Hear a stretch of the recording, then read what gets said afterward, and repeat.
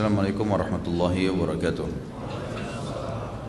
Alhamdulillah, terus saja kita memuji Tuhan kita Allah Subhanahu wa taala.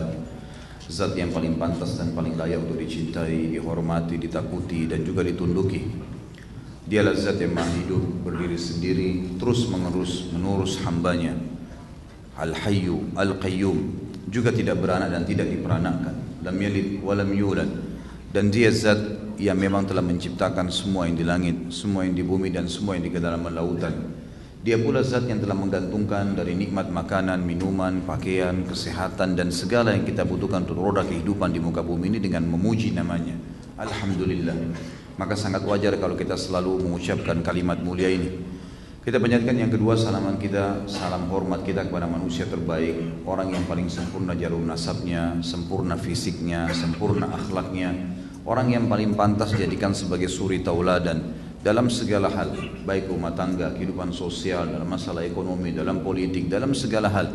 Dan dialah yang telah tertutup risalah langit, para nabi dan rasul dengan diutusnya, dan juga dinobatkan oleh Sang Pencipta menjadi pimpinan anak Adam pada hari kiamat, orang yang pertama mengetuk dan masuk ke dalam surga. Dan Sang Pencipta Allah juga malaikat memberikan salam hormat kepada manusia terbaik ini. Maka sangat wajar kita sebagai pengikut setia kalau selalu mengucapkan salam hormat kepada Nabi besar Muhammad sallallahu alaihi wasallam. Seperti biasa melanjutkan bahasan dosa-dosa besar, dan pada malam ini kita masuk dosa besar ke-19. Berkhianat mengambil harta ghanimah, baitul mal dan zakat. Khianat artinya mengambil sesuatu yang bukan haknya. Ada juga sebagian ulama memberikan definisi khianat itu artinya meletakkan sesuatu bukan pada tempatnya. Ada juga yang memberikan gambaran kalau khianat itu adalah mengucapkan atau melakukan sesuatu yang tidak ada hubungannya dengan diri dia. Masuk semuanya dalam masalah khianat. Dan apapun yang berbau mengambil haknya orang lain, menjatuhkan atau melakukan hal-hal yang bukan merupakan tugas dia, maka namanya khianat. Dalam judul kita, khianat mengambil harta ghanimah. Ghanimah adalah istilah dalam harta rampasan perang. Kata Nabi Muhammad SAW, dihalalkan bagiku ghanimah, harta rampasan perang yang tidak pernah dihalalkan untuk nabi-nabi sebelumku. Sebelum Nabi Muhammad SAW, bila seorang nabi memimpin peperangan dan berhasil menang, maka seluruh harta rampasan perang dari pedang-pedang yang berbentuk materi, pedang, perisai, harta-harta benda, emas, perak dan segalanya, ini dikumpulkan, lalu nabi tersebut berdoa kepada Allah, lalu turun petir dari langit membakarnya. Tapi di zaman Nabi SAW berbeda, dihalalkan buat beliau ghanimah, dan ini merupakan salah satu sumber negara dan juga sumber pendapatan pribadi. Ghanimah ini akan didapatkan bila pasukan jihad menuju ke satu lokasi untuk menawarkan Islam dengan ekspansi Islam. Kemudian kalau musuh yang sedang dihadapi dari non-muslim menolak, maka ditawarkan jizyah, upeti. Kalau mereka menolak, diperangi. Kalau dalam peperangan tersebut terjadi kemenangan untuk kaum muslimin, maka semua yang ada di dalam pasukan musuh, dari manusianya, hewan tunggangannya dan seluruh materi menjadi ghanimah, harta rampasan perang, dibagi rata untuk para mujahidin. Semuanya dibagi rata untuk para mujahidin. Tentu dari ghanimah ini ada 1/5 dikeluarkan untuk Allah dan Rasulnya. Allah dan Rasulnya artinya disisihkan sendiri. Dan selebihnya diberikan kepada fakir miskin, kepada para mujahidin, dibagi rata semuanya, sehingga memang mereka akan mendapatkan harta yang halal dari ghanimah itu. Kemudian baitul mal, istilah yang digunakan untuk penyimpanan harta kaum muslimin, baik sangan maupun pangan, ya, ataupun dalam bentuk harta, semuanya masuk. Baitul mal kalau kita sekarang berkembang menjadi perbankan, ya, seperti itulah tempat penyimpanan amanah uang atau makanan dan seterusnya. Di zaman Nabi SAW baitul mal difungsikan untuk menyimpan segala sesuatunya, baik itu sedekah dari zakat, perkebunan, dari peternakan, ya, mungkin ada orang memiliki peternakan unta, kambing, semua itu zakatnya dikumpulin sendiri. Dan itu semua dirangkum di bawah sebuah lembaga namanya Baitul Mal. Sampai sekarang tentu sangat layak kalau seseorang masih menggunakan istilah, karena ini istilah dalam syariat kita. Baitul Mal, tempat penyimpanan harta kaum muslimin. Dan zakat. Zakat adalah, kita sudah tahu, harta seorang muslim yang mencapai 2 syarat, haul dan nisab. Haul, masa setahun dari harta yang dia simpan atau dia investasikan, atau dia tabung atau investasi, kemudian mencapai nisab 85 gram emas, maka dia wajib mengeluarkan zakatnya. Judul kita adalah berkhianat mengambil harta ghanimah. Ghanimah, teman-teman sekalian, kalau sudah dikumpulin, sudah menang pasukan muslimin, tidak boleh ada seorang muslim pun mengambil secara pribadi. Misal kita masuk ke kancah peperangan ini, jihad, kemudian kita menang, maka apapun yang kita temukan di situ, di lokasi perang, harus di store, diberikan kepada panglima perang. Setelah dikumpul semua, barulah dibagi rata kepada mujahidin. Jadi tidak boleh orang secara individu main ambil-ambil saja, nggak bisa. Siapa yang mengambil tanpa izin panglimanya namanya berkhianat dalam ghanimah, nggak boleh. Ada satu keadaan dibolehkan kalau duel. Kalau misal terjadi perang tanding di awal sebelum jihad, kemudian si muslim berhasil membunuh kafir, bukan serang-serangan, memang 1 lawan 1. Sebelum memulai peperangan, ya. Kalau sudah memulai peperangan, lalu ada orang 1 lawan 1 pun di kancah peperangan, tapi rame-rame yang lainnya pada nyerang, ini tidak termasuk dalam duel. Duel itu betul-betul dia cuma berdua. Nah, kalau si muslim berhasil membunuh si kafir, maka semua yang berhubungan dengan si kafir itu jadi milik dia. Baju perangnya, perisainya, kudanya, segalanya jadi hak dia pribadi. Tapi kalau perang serang-serangan, maka semuanya harus dikumpul. Dan tidak boleh ada seorang muslim pun mengambil, walaupun selembar kain. Kapan dia ambil, dia berkhianat. Dan kita lihat nanti bagaimana ancamannya dalam agama. Jadi tidak dibolehkan. Begitu pula dengan Baitul Mal. Kalau seseorang bekerja, menjaga Baitul Mal, maka pemerintah setempat dibolehkan dalam syariat memberikan gaji tertentu.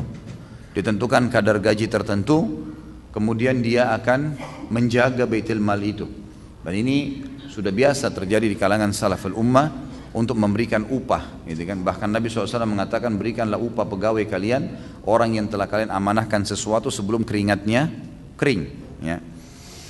Kemudian zakat juga begitu, amil zakat.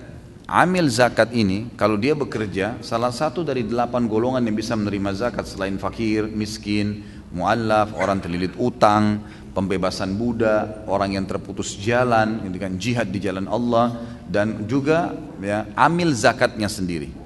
Amil zakat ini dia boleh termasuk menerima zakat, tetapi bukan dia yang memotong langsung. Misal ada orang naik motor ditugasin, dia ngumpulin zakat di rumah-rumah di kampung itu. Maka amil zakat di sini punya hak 1/8 dari total semua, karena kan harta itu dibagi. Semua zakat dianjurkan untuk dibagi ke 8 golongan tadi, kalau memang semua 8 golongan itu ada.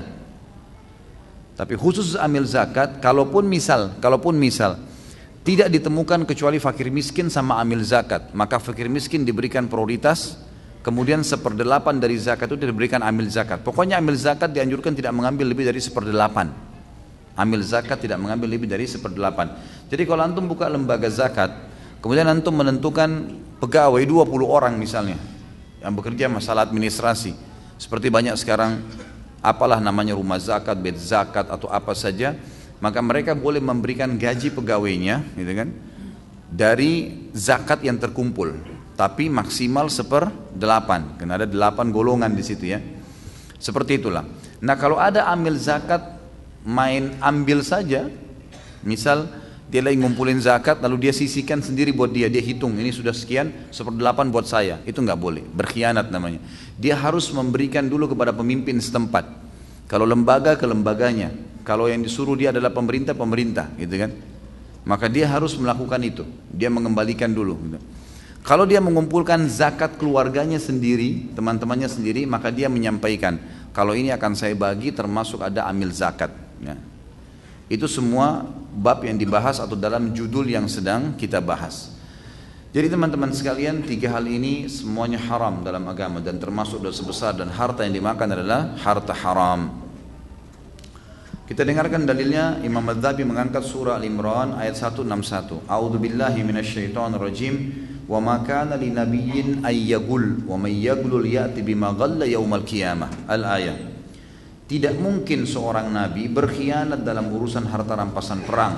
Barang siapa yang berkhianat dalam urusan rampasan perang itu, maka pada hari kiamat dia akan datang membawa sesuatu yang dikhianatinya itu. Artinya akan jadi pertanggungjawaban di hadapan Allah. Kalau dalam hadis-hadis yang akan kita baca sebentar lagi, itu menjadi siksaan buat dia. Akan menjadi siksaan buat dia. Harta yang dia ambil, sekecil apapun.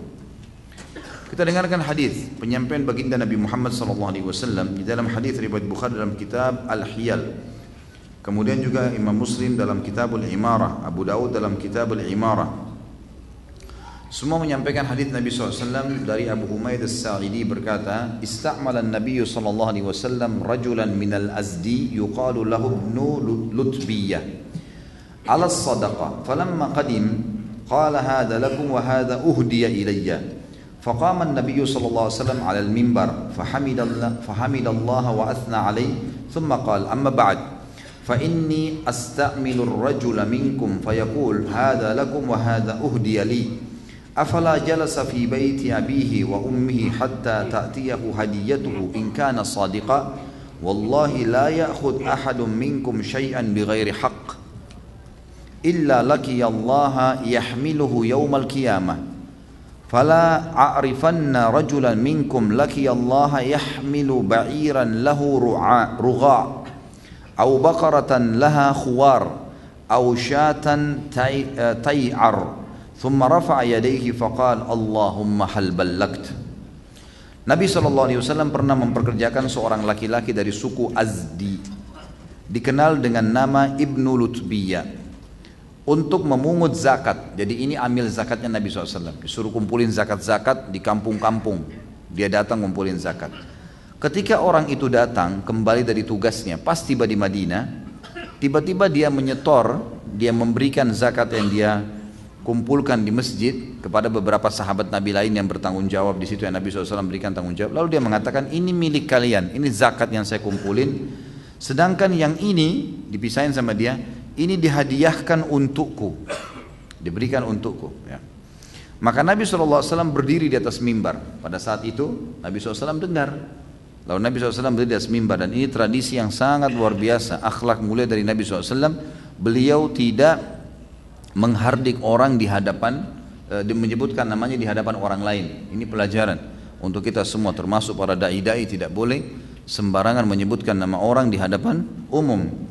Di sini dikatakan Nabi SAW berdiri di atas mimbar. Jelas-jelas Nabi tahu siapa orang itu. Ibnu Lutbiyah adalah pegawainya Nabi SAW, dan semua sahabat tahu siapa dia. Tapi perhatikan perkataan Nabi SAW setelah memuji dan memuja Allah Azza wa Jal. Kemudian beliau bersabda, amma ba'd, saya telah mempekerjakan seorang laki-laki di antara kalian. Laki-laki itu sedang duduk di depan Nabi SAW, Ibnu Lutbiyah tadi. Lalu dia mengatakan, ini milik kalian sedangkan yang ini dihadiahkan untukku. Mengapa dia tidak duduk saja di rumah bapak ibunya hingga hadiahnya datang kepadanya jika memang dia benar? Demi Allah, tidaklah seseorang mengambil sesuatu dengan tanpa hak, melainkan dia akan bertemu Allah dalam keadaan memikulnya di hari kiamat. Kemudian saya benar-benar tahu, diperlihatkan bahwa seorang laki-laki di antara kalian akan bertemu Allah pada hari kiamat dalam keadaan memikul seekor unta yang menguak, mengeraskan suaranya, gitu kan? Biasa unta kalau marah itu mengeluarkan suara yang keras, ya. Jadi nanti hari kiamat ada orang, unta itu di atas punggungnya, berat dia memikulnya sambil menguak, ya, seperti marah yang akan menerkam. Atau seekor sapi yang menderum, atau seekor kambing yang mengembik. Kemudian beliau mengangkat kedua tangannya ke langit seraya bersabda, ya Allah, apakah aku telah menyampaikan? Hadis ini memberikan pelajaran kepada kita, teman-teman sekalian, banyak sekali ilmu. Yang pertama, Nabi SAW memperkerjakan orang. Berarti kita boleh memperkerjakan orang, karena Nabi SAW memperkerjakan, termasuk dalam amil zakat. Kemudian pada saat orang ini, yang pelajaran yang kedua adalah tidak bolehnya amil zakat menyendirikan haknya dia. Tidak ada hubungannya. Tidak bisa ngumpulin zakat baru dia bilang ini hadiah buat dia, gitu kan? Sebagian ulama hadis mengatakan yang dimaksud dengan kalau seorang bekerja amil zakat, dia tidak boleh menerima hadiah sementara ngumpulin zakat. Karena nanti dikhawatirkan dia nggak bisa pisahin mana yang dia milik dia, mana yang milik zakat, gitu kan? Dan itu lebih cenderung akhirnya orang kalau ditagih zakat beda dengan orang kalau cuma ditagih untuk atau orang didatangi minta sedekah umumnya. Kalau zakat umumnya orang akan memberikan pas, nggak ada orang berikan zakat lebih, gitu kan? Karena dia tahu ada kadarnya. 10 juta ya 10 juta, gitu kan? Sudah selesai, dikumpulin zakat sudah selesai. Umumnya orang begitu. Beda dengan sedekah. Sedekah mungkin orang bisa saja melebihkan karena dia tahu ini adalah sesuatu yang sunnah, gitu. Maka Nabi SAW sangat memahami pada saat itu ada wahyu yang datang kepada beliau. Kalau orang ini sebenarnya telah sengaja mengeluarkan 1/8 dari zakat itu, dia niatkan untuk dirinya. Padahal itu tidak boleh, gitu kan? Harus di store dulu kepada Nabi SAW. Nanti Nabi SAW yang akan memberikan kepada amil zakat sesuai dengan pertimbangan Nabi SAW. Ini pelajaran yang kedua. Jadi tidak boleh amil zakat, menerima hadiah ataupun ya menyendirikan dengan sendirinya hasil yang akan atau zakat yang diambil. Yang ketiga yang diambil pelajaran dari sini teman-teman sekalian, bahwasanya siapapun yang mengambil berkhianat, dia akan memikul apa yang dia khianati itu pada hari kiamat. Sampai Nabi SAW berikan kesaksian, akan ada nanti dari umatku, dari kalian yang berkhianat di unta, nipu orang dengan unta atau mengambil zakatnya unta. Kan kalau orang punya peternakan unta, dia akan keluarkan unta juga zakatnya kan. Maka dia berkhianat di situ, maka unta itu akan dibebankan di lehernya pada hari kiamat, berat dia bawa, dipikul dan dia tidak bisa melepaskannya, tidak bisa dia turunkan. Dalam kondisi capek, letih luar biasa seperti itu sampai dihisap oleh Allah Azza wa Jalla.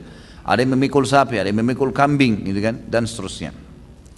Ini kejadian yang nyata pada hari kiamat dan semua informasi tentang hal seperti ini wajib diimani secara letterlet. Ya, seperti itulah. Artinya begitu akan datang pada hari kiamat. Hadis yang lain teman-teman diriwayatkan Imam Bukhari Muslim. Imam Muslim menyebutkan dalam Kitabul Maghazi dan Imam Bukhari dalam Kitabul Maghazi, Imam Muslim dalam Kitabul Iman. Dan juga Abu Daud sebutkan dalam Kitabul Jihad, Nasai dalam Kitabul Aiman wan Nudur. Dan cukuplah hadis-hadis ini disebutkan sahih karena ada Bukhari Muslim. Abu Hurairah Abdurrahman ibn Sahr radhiyallahu anhu berkata, "Kharajna ma'a Rasulillah sallallahu alaihi wasallam ila Khaybar. Falam naghnam dhahaban wala wariqan. Ghanimna al-mata'a wat-ta'ama wath-thiyab. Thumma intalaqna ila al-wadi wa ma'a Rasulillah sallallahu alaihi wasallam 'abdan lahu. وهبه له رجل من جذام فلما نزلنا قام عبد رسول الله صلى الله عليه وسلم يحل رحله فرمي بسهم فكان فيه حتفه فقلنا هنيئا له الشهادة يا رسول الله فقال كلا والذي نفس محمد بيده إن الشملة لتلتهب عليه نارا أخذها من الغنائم يوم خيبر لم تصبها المقاصم قال ففزع الناس فجاء رجل بشراك أو شراكين فقال شراك أو شراكان من نار. Kata Abu Hurairah, kami pernah keluar berangkat berjihad bersama Nabi SAW menuju Khaybar. Khaybar sebuah lokasi tempat orang-orang Yahudi berkumpul. Disitulah Nabi SAW memerangi mereka dan mengambil atau mengalahkan mereka dan mengusir mereka keluar dari wilayah Jazirah Arab. Lalu kami diberi kemenangan oleh Allah. Akan tetapi kami tidak mendapatkan ghanimah berupa emas atau perak.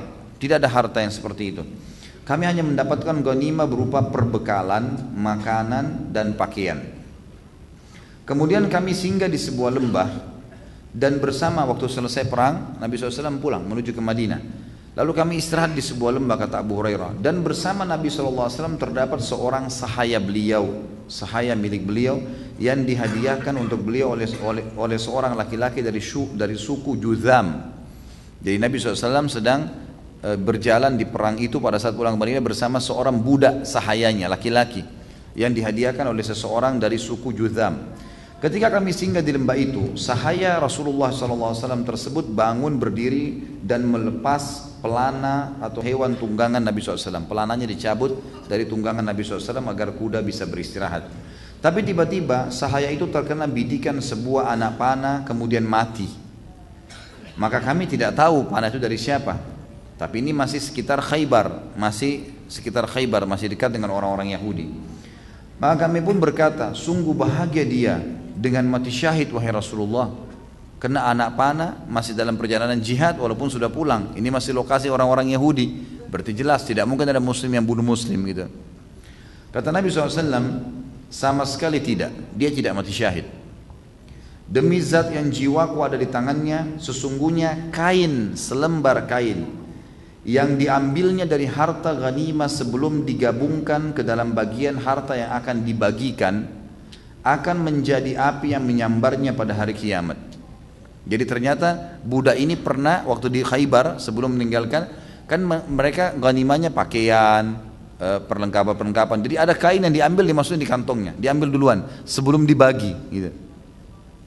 Maka gara-gara itu dia dinyatakan tidak mati syahid dan akan membakarnya pada hari kiamat. Perawi berkata, Abu Hurairah berkata, maka orang-orang saat itu menjadi ngeri semuanya. Lalu datanglah seorang laki-laki membawa 1 atau 2 tali sandal. Dari zaman dulu itu kulit kemudian diikat-ikat dengan tali. Tali ini pun dari kulit biasanya diambil, sehingga dililit sampai ke betis seseorang. Jadilah sendal. Gitu. Zaman dulu tidak ada sepatu. Tali ini terpisah dengan pijakan kaki yang dari kulit itu, gitu kan. Nah talinya biasa dijual sendiri, pijakannya dijual sendiri, gitu. Ada orang pada saat mendengarkan sabda Nabi SAW tadi ternyata tidak mati syahid budaknya karena mengambil selembar kain, karena takutnya rupanya ada juga orang yang ngambil di Khaybar tali sendal.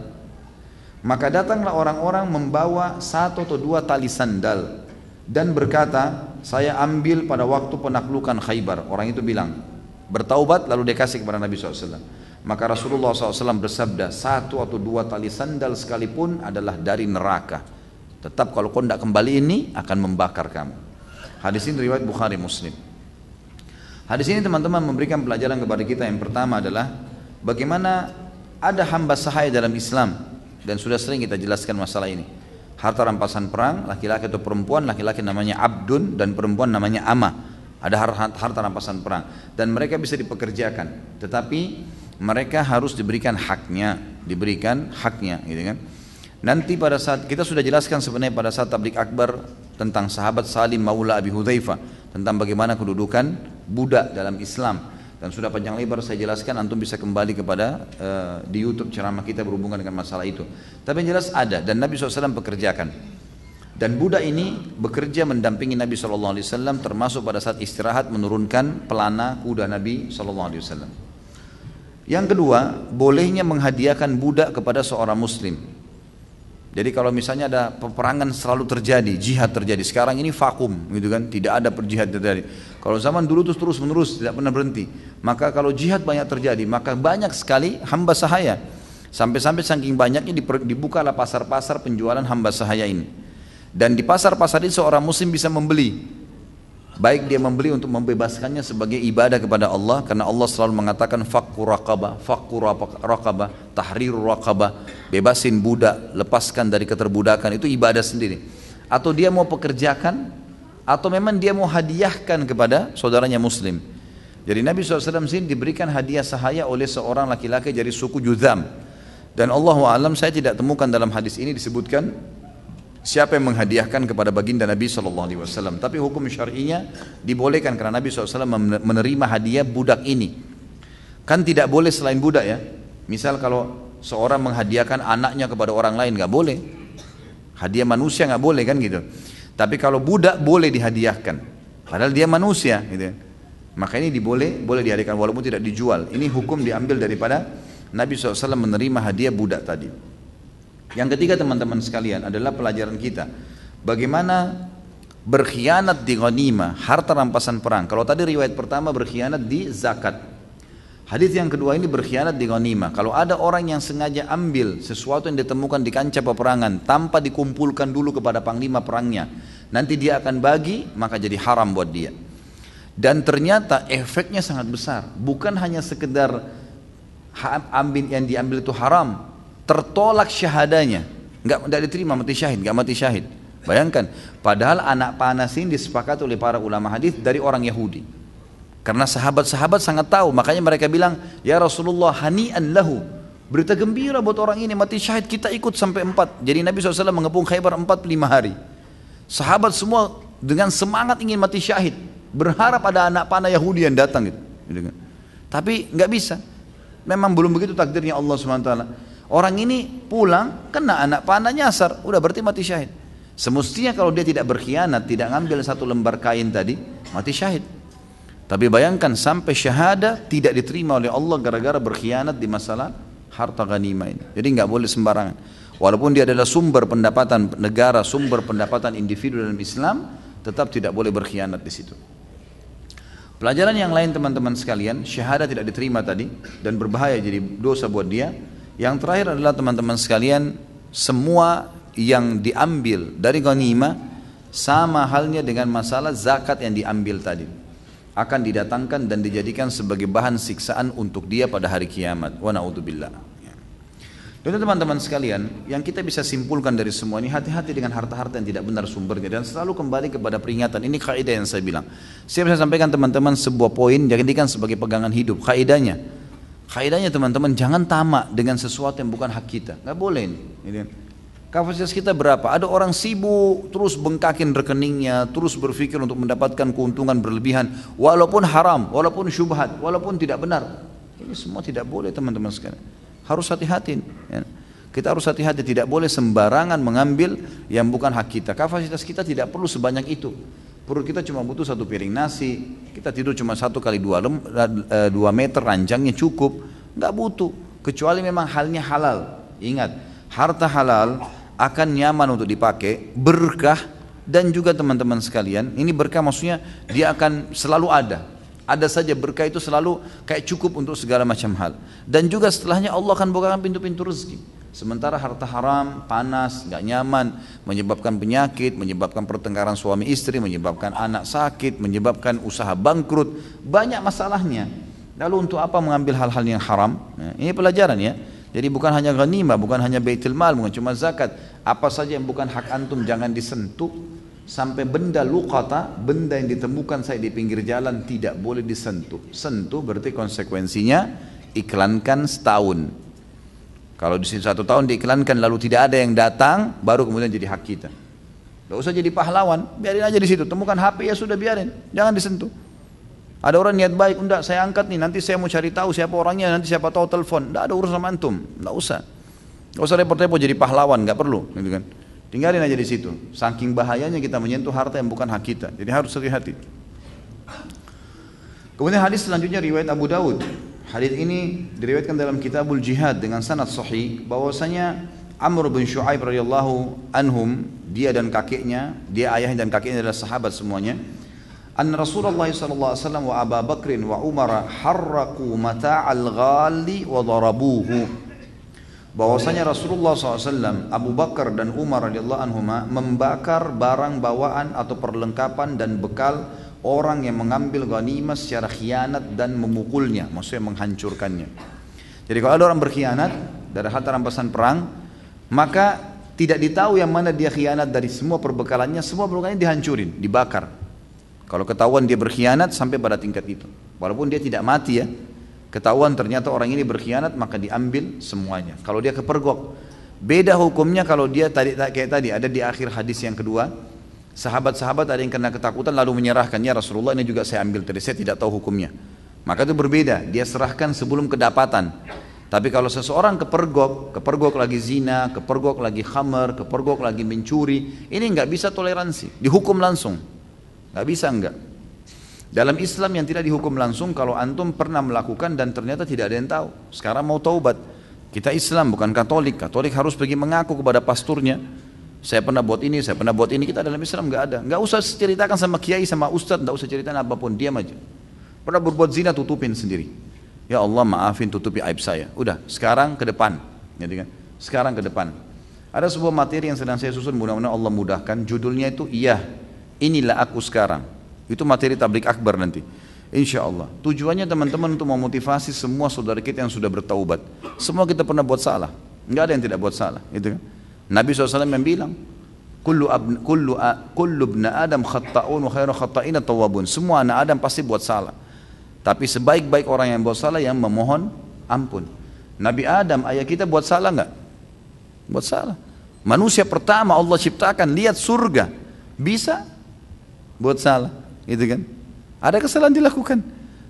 Nabi Nuh alaihissalam beriman kepada Allah 950 tahun berdakwah, anaknya waktu tenggelam, Nabi Nuh alaihissalam sempat mengatakan, ya Allah anakku, tolong dia. Lalu Allah bilang sama dia, wahai Nuh, dia bukan anakmu lagi, dia berbuat amal yang tidak saleh, tidak benar nih, dia kafir. Dan saya tidak mau, hai Nuh, kau termasuk orang-orang yang bodoh.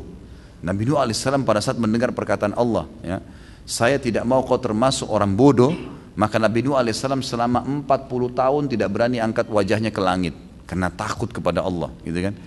Ada kesalahan yang terjadi, kan gitu. Jadi nabi-nabi ada disebutkan kesalahan-kesalahan mereka lakukan, dan ini kalau kita buka banyak sekali sebenarnya, bukan untuk membuka aib, tidak. Banyak di antara kalangan sahabat, Umar bin Khattab dulu pemabuk, gitu kan. Banyak sahabat-sahabat dulu yang tadinya penjahat, seperti orang yang benci sama Islam, Abu Sufyan. Siapa yang tidak kenal memimpin banyak peperangan, gitu kan.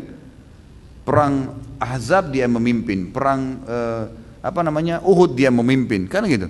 Sampai pembebasan kota Mekah baru dia masuk Islam. Tapi setelah dia masuk Islam, kiprah-kiprahnya banyak. Nanti kita pelajari dalam tablik akbar khusus masalah itu, bagaimana kiprahnya sampai matanya buta terakhir karena berperang di jalan Allah. Tapi yang jelas ada masa lalunya, gitu kan? Ada masa lalu. Dan banyak sekali teman-teman sekalian, ya, banyak sekali. Kalau antum pernah dengar seorang namanya Fudail bin Iyad, terkenal sekali ulama tabi'in. Setiap kita baca buku tentang tazkiyatan nafs, pensucian jiwa, keimanan yang kadang-kadang membuat kita menangis karena dengar kisah-kisah mereka, itu Fudail bin Iyad selalu disebut namanya. Kalau antum rentet cerita Fudail bin Iyad, dulu preman, dulu perampok nih, suka bunuh orang, gitu. Kerjanya bunuh orang sebelum taubat. Tapi setelah dia taubat teman-teman sekalian, akhirnya dia menghafal Al-Quran, dia hafal hadis, jadi ulamanya muslimin. Dan kaum muslimin di zaman itu mengambil ilmu dari beliau, padahal masa lalunya buruk tuh, kan gitu. Jadi memang teman-teman ada masa lalu kita, iya inilah aku sekarang. Memang dulu kita buat salah, saya dan antum pernah buat salah, tidak mungkin tidak, gitu kan. Tapi kita tidak, mungkin masing-masing tahu kesalahannya apa. Yang penting adalah bagaimana kita bertaubat dan memperbaiki keadaan kita jadi lebih baik. Itu yang penting, mestinya begitu ya. Ini juga termasuk hal yang saya titip beratkan teman-teman sekalian, supaya kita harus tahu kalau ada teman kita buat salah, kemudian dia bertaubat. Tadi misal ya, ada sahabat atau Nabi SAW bilang, budak ini tidak mati syahid dan dia masuk neraka gara-gara itu, gara-gara mencuri kain. Lalu ada sahabat buru-buru datang bawa, ya Rasulullah, saya juga ngambilin ini, taubat saya, kembaliin. Nabi SAW tidak hukum, kan itu, karena dia bertaubat, selesai. Dia bertaubat, dia langsung kembalikan pada saat itu. Maka itu berbeda. Beda dengan orang yang kepergok sekali. Kalau kepergok ini nggak ada toleransi. Ketahuan lagi praktek dosa, ini akan dihukum langsung. Tapi kalau antum pernah berbuat dosa teman-teman sekalian, maka sunnahnya adalah menutupi aib itu. Nggak boleh menceritakan. Sampai saya pernah jelaskan dalam masalah rumah tangga saja. Ini penting. Kalau antum mau menikah dengan seseorang atau sudah menikah, lalu calon pasangan kita mengatakan, saya mau tanya, kau pernah berzina enggak? Ini enggak boleh dia bertanya, enggak boleh juga si pasangannya menjawab. Enggak ada urusannya ini. Untuk apa kamu tanya sudah berzina atau tidak? Sekarang mau nikah enggak? Ini orangnya sekarang. Bayangin kalau orang mau tanya begitu, Umar bin Khattab, kau pernah mabuk enggak? Umar bilang, saya pemabuk keras pasti, kan gitu. Dulu di zaman jahiliyah. Tapi apakah Islam melihat masa lalunya Umar? Enggak. Dilihat sekarangnya ke depan, kan gitu. Kalau pasangan antum tanya, pernah berzina enggak? Terus dirongrong, lalu dia bilang, iya pernah berzina. Coba, kan sakit hati sendiri. Untuk apa nanya? Ini sekarang di depan saya tahu dia baik, selesai. Kan? Enggak usah. Banyak sahabat menikah dengan janda, tapi mereka tidak banyak bertanya tuh. Ya sudah, masa lalu kamu selesai. Sekarang kau jadi istri saya. Sekarang ke depan, kan gitu. Udah selesai, enggak ada urusannya. Jadi enggak perlu mengungkit-ungkit masalah-masalah seperti itu. Kalau ada aib kita, tutupin teman-teman sekalian. Dan bersyukur kepada Allah kalau Allah enggak bongkar. Malah diceritain ke orang-orang ini. Kata Nabi SAW dalam hadis Bukhari, orang yang paling buruk di sisi Allah, orang yang Allah tutupin aibnya, lalu dia bongkar sendiri. Dia zina tadi malam, Allah tutupin semalam suntuk, enggak ada yang tahu. Besok dibongkar di kantornya sendiri. Ini orang buruk sekali. Allah tutupin, enggak ada yang tahu semalam, kenapa kau bongkar? Bangga lagi dengan itu. Ngajak lagi temannya. Wah, ini luar biasa. Baik, selanjutnya adalah hadis Abdullah bin Amr bin As radhiyallahu anhum. Di dalam hadis riwayat Bukhari dalam Kitabul Jihad dan juga Ibnu Majah dalam Kitabul Jihad, bahwasanya Nabi SAW kana ala thaqali Rasulillah SAW rajulun yuqalu lahu Kirkir famat faqala Nabi SAW huwa fi an-nar فذهبوا ينظرون إليه فوجدوا عباءة قد قلها Dahulu di antara barang peralatan dan perlengkapan Rasulullah SAW terdapat seorang laki-laki yang dikenal dengan nama Kirkirah. Lalu dia mati. Jadi dalam perjalanan, Allahu alam apakah Kirkirah ini adalah budak tadi yang mati itu, yang ditemukan kain, atau orang lain. Ada sebagian ulama hadis mengatakan hadis ini menjabarkan hadis yang sebelumnya. Budak Nabi SAW tadi sahaya yang kedapatan mati dan ditemukan ada kain di kantongnya gitu kan. Hadis ini mengatakan dulu di antara harta Nabi SAW ada satu laki-laki sahaya namanya Kirkirah. Lalu orang itu mati, maka Nabi SAW bersabda dia masuk ke neraka. Orang ini masuk neraka. Sahabat semua penasaran kok bisa orang yang mendampingi Nabi SAW lalu mati dalam keadaan masuk neraka. Maka para sahabat pergi melihat dari dekat, cari tahu barang-barangnya dia. Lalu mereka mendapatkan ada sehelai pakaian luar, abaya, jubah kalau kita sekarang ya, yang diambilnya secara khianat dari harta ghanimah. Dalam bab masalah ini kata Imam Adz-Dzahabi terdapat hadis-hadis yang begitu banyak dan sebagian diantaranya akan datang di pembahasan dosa zalim. Kezaliman ada 3 bagian. Jadi kalau ambil haknya orang lain berarti dia zalim ya. Kezaliman ada 3 bagian. Yang pertama memakan harta dengan cara batil, dan itu terjadi kalau mengambil ghanimah, mengambil sesuatu dari baitul mal, mengambil sesuatu dari zakat, titipan. Itu berarti masuk ada dosa mengambilnya, dosa mencuri, ada dosa kezaliman, menzalimi orang lain, ada dosa harta haram, gitu kan? Itu juga sudah dosa. Kalau dia makan ada dosa memakan yang haram, dia berikan ke keluarganya, menyebarkan sesuatu yang haram, tumpuk-tumpuk dosanya. Yang kedua, kezaliman terhadap hamba-hamba Allah dalam bentuk membunuh, memukul, mematahkan atau melukai. Dan yang ketiga, kezaliman dalam bentuk mencaci, melaknat, mencela dan menuduh. Nabi SAW pernah menyampaikan khutbah beliau di Mina, di mana beliau bersabda dalam hadis Bukhari Muslim, diriwayatkan Imam Bukhari dalam Kitabul Hajj dan juga Imam Muslim dalam Kitabul Qaisama, ya. Di mana beliau bersabda, inna dima'akum wa amwalakum wa a'radakum alaikum haramun kahurmati yaumikum hadha fi syahrikum hadha fi baladikum hadha. Sesungguhnya darah kalian satu sama lain muslim tidak boleh menumpahkan darah saudaranya. Harta kalian tidak boleh ditipu hartanya, tidak boleh diambil. Dan kehormatan kalian adalah haram satu sama yang lain. Nggak boleh coreng kehormatan muslim. Jangan pernah sebarin sesuatu berhubungan dengan muslim apalagi antum tidak kenal. Hati-hati. Bertemunya kalau antum tidak sempat minta maaf di dunia, itu ketemunya di mahsyar, habis pahala antum. Jangan sibukin diri dengan hal itu, tidak usah. Jangan bicara orang lain, tidak ada aib itu pada kita, alhamdulillah. Ada di depan kita nasihatin, titik, jangan lebih daripada itu. Ya, ini sekarang ikhwal lagi panas-panas, cerita ini, cerita itu, cerita ini, cerita itu. Nggak ada manfaatnya buat dia gitu. Hanya akan menyiapkan musuh-musuh hari kiamat. Untuk apa? Gitu. Nggak ada manfaat. Di sini dikatakan kehormatan pun haram. Kehormatan itu nama baik, ya. Itu semua masuk dalam kehormatan kalian. Haram satu sama yang lain. Sebagaimana keharaman hari kalian ini, kebetulan waktu itu Nabi SAW di musim haji, ya. Pada bulan kalian ini, bulan Zulhijjah, dan di negeri kalian ini, di Mekah, di wilayah haram. Sebagaimana ini semua haram, tidak boleh ada masalah dosa di situ, maka begitu pula dengan harta kalian, jiwa kalian, dan juga nama baik kalian. Kemudian sabda Nabi SAW di dalam hadis riwayat Muslim dalam Kitab Tahara dan juga Imam Tirmidzi dalam Kitab Tahara yang berhubungan dengan masalah ini juga, la yakbalullahu salatan bighairi tuhurin wala sadaqatan min gulul. Allah tidak akan menerima salat tanpa bersuci, tidak ada wudu, tidak cebok, membersihkan diri dari buang besar, buang kecil, atau ada najis di baju, tidak akan diterima sholatnya. Dan Allah tidak menerima sedekah atau zakat dari harta yang diambil dari ghanimah secara khianat. Kemudian dalil yang terakhir adalah hadis Nabi SAW.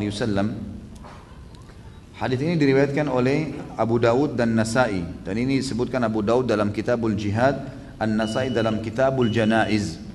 Zaid bin Khalid al-Juhani radhiyallahu anhu berkata, inna rajulan ghalla fi ghazwati Khaybar famtana'a an-nabi sallallahu alaihi wasallam min as-salati alaihi wa qala inna sahibakum ghalla fi sabilillah fafatashna mata'ahu fawajadna fihi kharazan ma yusawi dirhamain.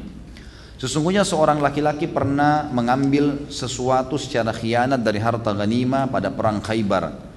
Maka pada saat dia meninggal, Nabi SAW tidak mau mensolati jenazahnya. Lalu beliau bersabda, sesungguhnya teman kalian ini telah mengambil sesuatu secara khianat di jalan Allah. Perawi berkata, Maka kami pun memeriksa perbekalan bawaannya, maka kami mendapatkan di dalamnya terdapat batu mulia dari perhiasan Yahudi yang tidak mencapai nilai 2 dirham. Ya, kami menemukan ada hiasan biasa nilainya 2 dirham. Gara-gara itu saja dia ambil tanpa izin sebelum dibagi, maka waktu dia meninggal Nabi SAW tidak mau mensolati jenazahnya. Ya. Sebagai penutup, Imam Ahmad berkata, kami tidak mengetahui bahwasanya Nabi SAW tidak mau mensolati jenazah seseorang kecuali orang yang mengambil harta ghanimah secara khianat dan orang yang bunuh diri. Hanya ini saja.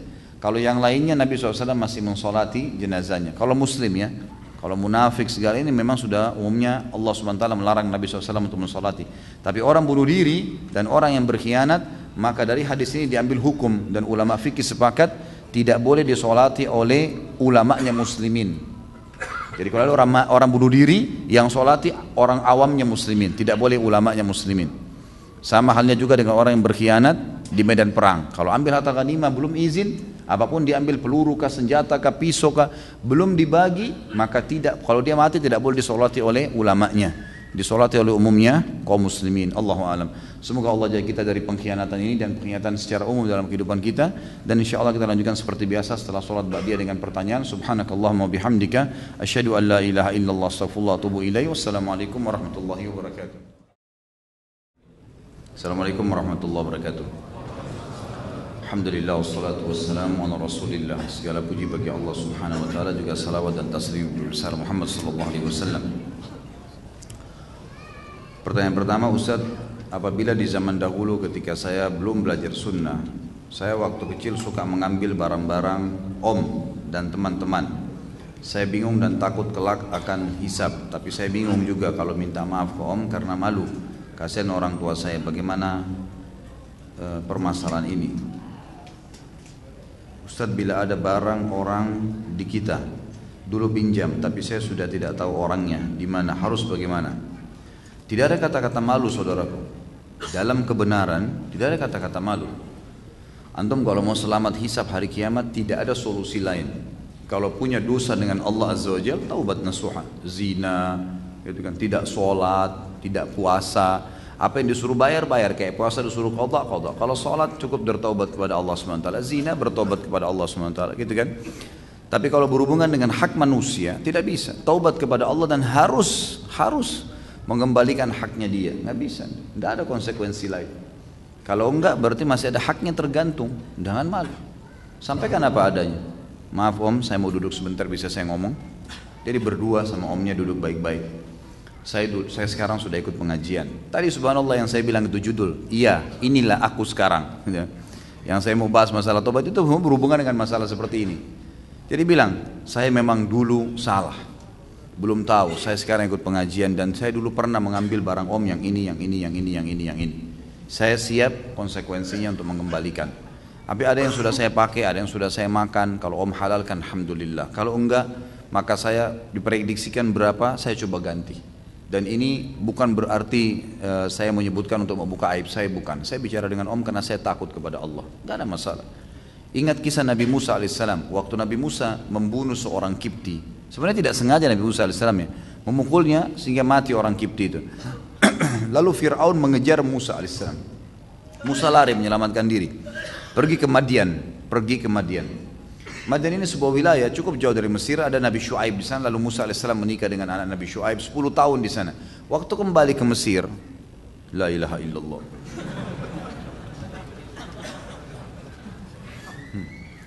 Baik.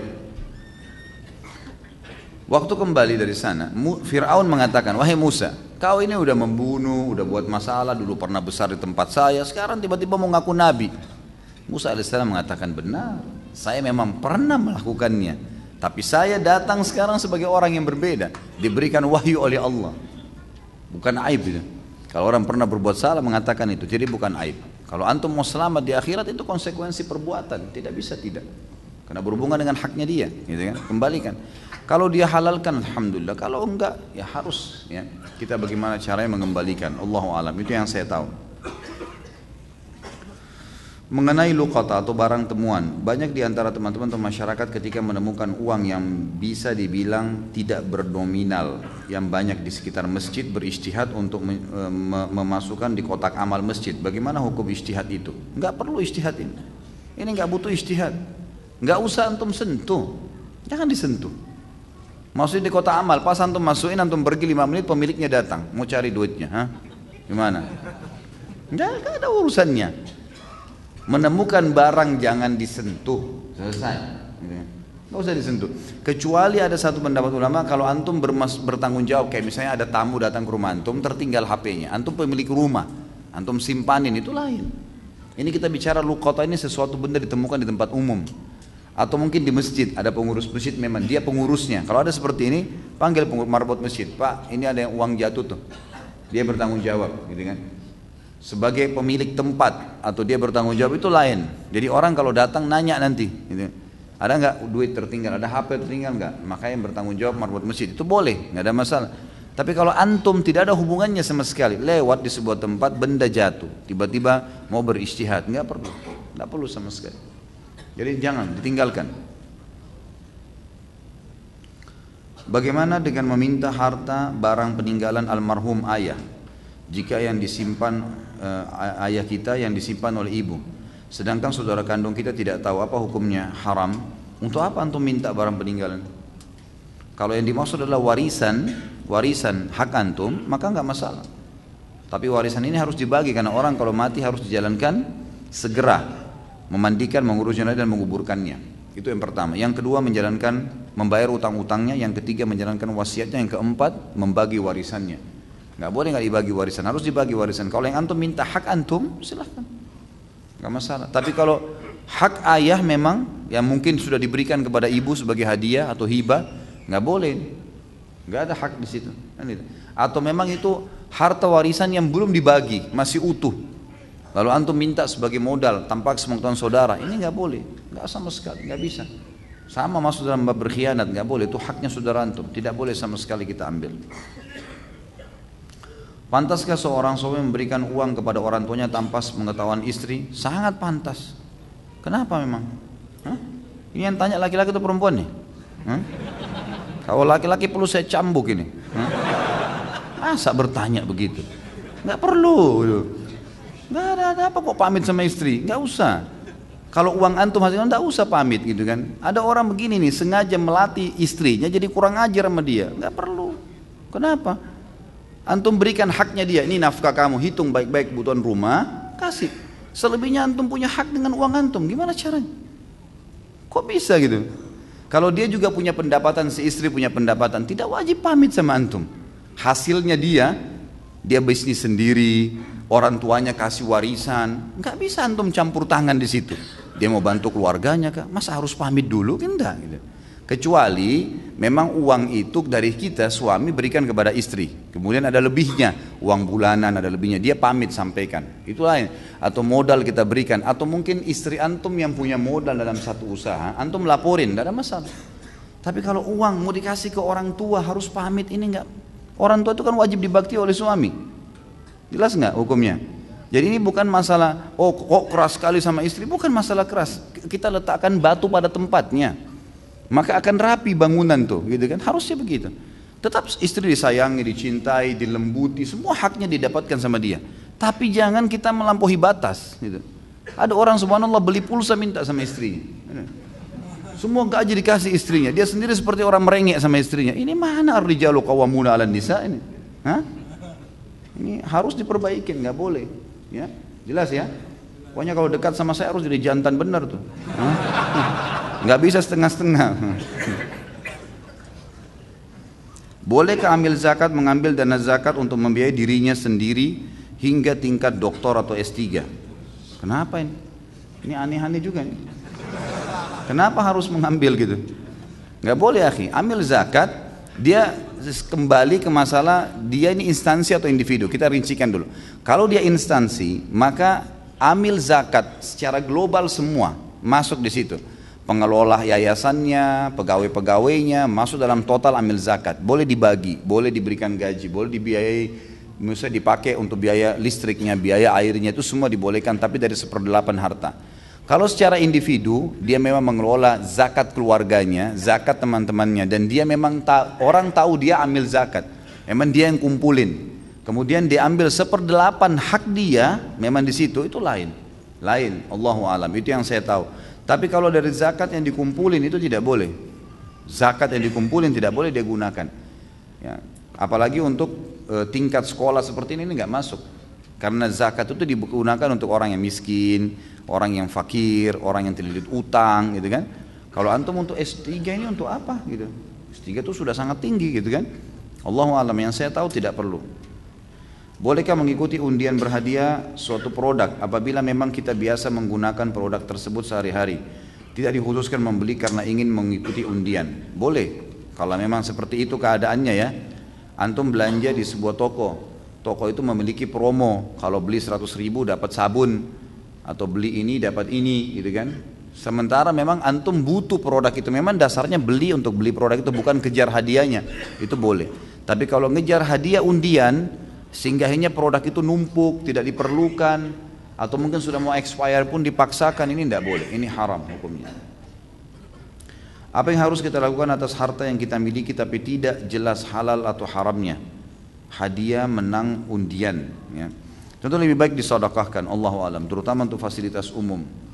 Ya, ini yang saya ketahui pendapat ulama yang kurang lebih mayoritasnya di situ ya. Si fulan menjadi penanggung jawab penerima sedekah atau infak untuk Palestina. Awalnya dia berniat menyumbang 1 juta. Sudah terkumpul total 100 juta. Total sudah terhitung olehnya tapi belum disampaikan ke jamaah totalnya dan belum dikirim. Sesaat akan diumumkan dan dikirim. Si fulan tadi mendapati keperluan mendadak dan mengambil atau mengurangi infaknya 500.000. Dia ambil lalu diumumkan bahwa terkumpul 99.500.000 dan jumlah itu dikirim ke Palestina. Bagaimana hukum terhadap si fulan? Haram, nggak boleh. Kembalikan tuh 500.000. Nggak ada hak antum di situ. Ini bukan zakat, ini bantuan untuk Palestina, saudaraku. Gimana caranya antum mau kasih orang susah di sana, antum masih ambil 500.000? Kerja ya akhi, jual nasi uduk, angkat batu, apa saja. Kenapa harus ambil dari sumbangan itu? Terlebih lagi antum tadlis nih. Tadlis itu membalik fakta, gitu kan. Sudah jelas 100.000 yang masuk, antum tidak iklanin 100.000, 99.500.000. Jadi memang itu kelihatan diambil. Nggak boleh, ini namanya tadlis ya, penipuan, nggak boleh. Kalau antum iklanin ini 100.000, 100 juta terkumpul, saya akan kirim 99.500.000 untuk saya gunakan transportasi saya. Itu lain, orang yang nyumbang tahu, dengar, lain. Tidak ada tadlis, tidak ada penipuan. Mereka ridho, silahkan, nggak masalah. Tapi kalau enggak, saudaraku, jangan, bahaya sekali ini. Jangan antum masuk ke pintu itu ya. Karena ini sumbangan untuk saudara kita yang lagi susah, yang lagi menderita, terus antum sempat mengambil di situ, tuh nggak bisa. Ini terbuka pintu, semua sumbangan akan habis tuh, nggak bakal sampai ke orang gitu. Dan ini ada tadlis teman, ya, harus ditinggalkan, tidak boleh, dibayar kembali, serahkan ke Palestina. Saat ini saya bekerja di tempat yang menjual alkohol. Pertanyaannya, apakah ibadah saya, sholat saya, puasa, sedekah saya tidak diterima di sisi Allah SWT? Kalau sholat antum dirincikan ibadahnya. Kalau sholat sama puasa diterima sama Allah asal antum memenuhi syarat dan rukunnya, kan gitu. Sholat menghadap kiblat, tutup aurat antum, ya. Kemudian masuk waktu dan segalanya itu diterima saja. Kalau puasa juga begitu. Selama kita memenuhi rukun dan syaratnya diterima. Tapi sedekah nggak diterima. Sedekah dari uang haram nggak diterima, gitu kan? Di sini kalau antum bekerja di tempat yang menjual alkohol, berarti ada sumber haramnya, ada sumber haram. Maka sebaiknya antum jangan di situ, jangan ada di situ teman-teman sekalian. Saya berharap begini, mudah-mudahan di majelis ilmu yang antum hadiri seperti ini teman-teman. Yang paling pertama, tolong jangan menganggap saya sedang menghardik atau menyalahkan. Kalau ada secara individu, kebetulan yang saya bahas kena di antum, saya tidak kenal semua antum di sini yang hadir, gitu kan? Berarti memang itu peringatan Allah mungkin melalui lisan saya untuk antum sadar sebelum jauh. Kalau lebih jauh lagi malah antum lebih berat hukuman Allah nanti, gitu kan? Lebih baik berhenti, kan gitu. Berhenti sekarang dan insya Allah kalau kita berhenti dari sesuatu yang haram teman-teman, nanti antum akan lihat seperti ada sebuah lapangan luas nanti terbuka di depan kita, peluang-peluang yang sangat banyak. Orang kata ulama yang menjerumuskan dirinya pada yang haram, dia akan terkurung di situ. Dan dia akan sulit untuk keluar karena syaitan ingin mengelilit dia seakan-akan tidak lagi peluang lain, tidak lagi kesempatan lain dan seterusnya. Ini berbahaya. Maka mestinya teman-teman sekalian kita tinggalkan pekerjaan-pekerjaan haram ini. Ya, apapun yang haram, ada syubhat antum tinggalkan. Jangan sampai masalah ini, jangan sampai masalah, gitu kan? Jadi semestinya lebih hati-hati. Allahu alam. Kalau masalah sedekah, kalau dari hasil gaji itu tidak diterima. Kalaupun tadi sholat itu baju yang dipakai, sejadah yang dipakai, AC rumah dipakai bayar dari hasil pekerjaan tadi, maka ini ulama mengatakan masuk dalam bab syubhat. Apabila memang dia masih punya pendapatan lain, misal selain di tempat penjualan itu ada alkohol, ada yang lain-lainnya. Misal di sebuah supermarket ada jual alkohol, tapi mayoritas produk yang dijual bukan itu, semuanya halal, sabun apa segala, tidak ada. Supermarket besar tapi ada alkoholnya, maka kalau dominan produk-produk halal, gajinya akan jadi halal. Tetapi dianjurkan kalau dia mau lebih jeli, dia menilai kadar kurang lebih ya, dari dia kerja 30 hari itu gaji dia berapa, kemudian sekitar berapa persen secara persentase produk yang ada di supermarket itu, misalnya 5%-nya produk haram, 5% dari total produk 5% haram karena ada minuman keras, 95% semuanya halal, maka antum keluarin 5% dari gaji antum sedekahin, jadi halal tuh, nggak ada masalah. Tapi tadi yang saya jelaskan hukumnya itu kalau semuanya alkohol nih ya, orang kerja di bar jual alkohol semuanya gitu kan, itu memang haram, tidak bisa mutlak kayak awal. Tapi kalau di sini didominasi oleh produk halal, dikeluarkan persentase dari perkiraan dari produk haram itu dikeluarkan dari gaji, insya Allah jadi halal semuanya. Dan kalau betul seperti yang saya bilang tadi yang kedua, maka termasuk sedekah antum setelah antum bersihkan uang yang persentase haram itu, maka insya Allah akan jadi halal. Bagaimana bertobat dari dosa mengambil dari yang bukan haknya? Tentu saja kembalikan hak itu, tobat kepada Allah, kembalikan hak. Saya sudah jelaskan tadi, apapun produk orang lain, materi, semua dikembalikan. Bahkan kalau ada nama baiknya orang yang kita pernah rusak, perbaiki nama baik itu. Jika kita masih banyak dosa besar, terus kita berjihad lalu meninggal, apakah terhitung mati syahid? Mati syahid tentunya ya. Kalau orang masih ada dosa besar, pernah berzina, pernah riba, kalau berhubungan dengan dosa kepada Allah Azza wa Jal, dia berjihad semua diampuni dosanya. Tapi kalau berhubungan dengan hak manusia, tidak. Jadi misalnya kita masih punya utang, maka nggak diampuni sama Allah utang itu sampai dibayar. Kalau bergantung haknya manusia, gitu kan. Pernah menggibah, itu kan syaratnya harus minta maaf. Maka dosa-dosa yang lain insya Allah dibersihkan oleh Allah SWT dan diterima mati syahidnya. Tapi khusus orang yang berkhianat harta rampasan perang, ini tidak diterima syahadanya. Tadi sebagaimana dalil menjelaskan masalah itu. Bolehkah kita tamak terhadap harta halal? Boleh sekali, nggak ada masalah. Sudah kaya, punya miliaran, masih mau lebih kaya, buka usaha, tidak ada masalah. Tamak terhadap rahmat Allah itu perintah agama. Bolehkah saya sudah sehat minta tambah sehat? Bolehkah saya pintar minta tambah pintar? Boleh, nggak ada masalah, nggak ada masalah. Saya nggak bilang lupa ya. Katanya boleh minta tambah istri. Udah mulai panas rupanya. Bagaimana hukumnya jika kita memberi zakat atau sedekah ke panti asuhan yang pengelolanya adalah yayasan yang non muslim walaupun anaknya ada juga yang Islam? Jangan. Tidak usah kasih sedekah non muslim gitu. Yayasan begini jangan. Banyak yayasan Islam, masya Allah antri. Gitu kan. Kenapa nggak kasih muslim? Kalau kita memberi sedekah secara individual kepada non muslim, ada tetangga non muslim miskin, kita kasih bantuan boleh, nggak ada masalah.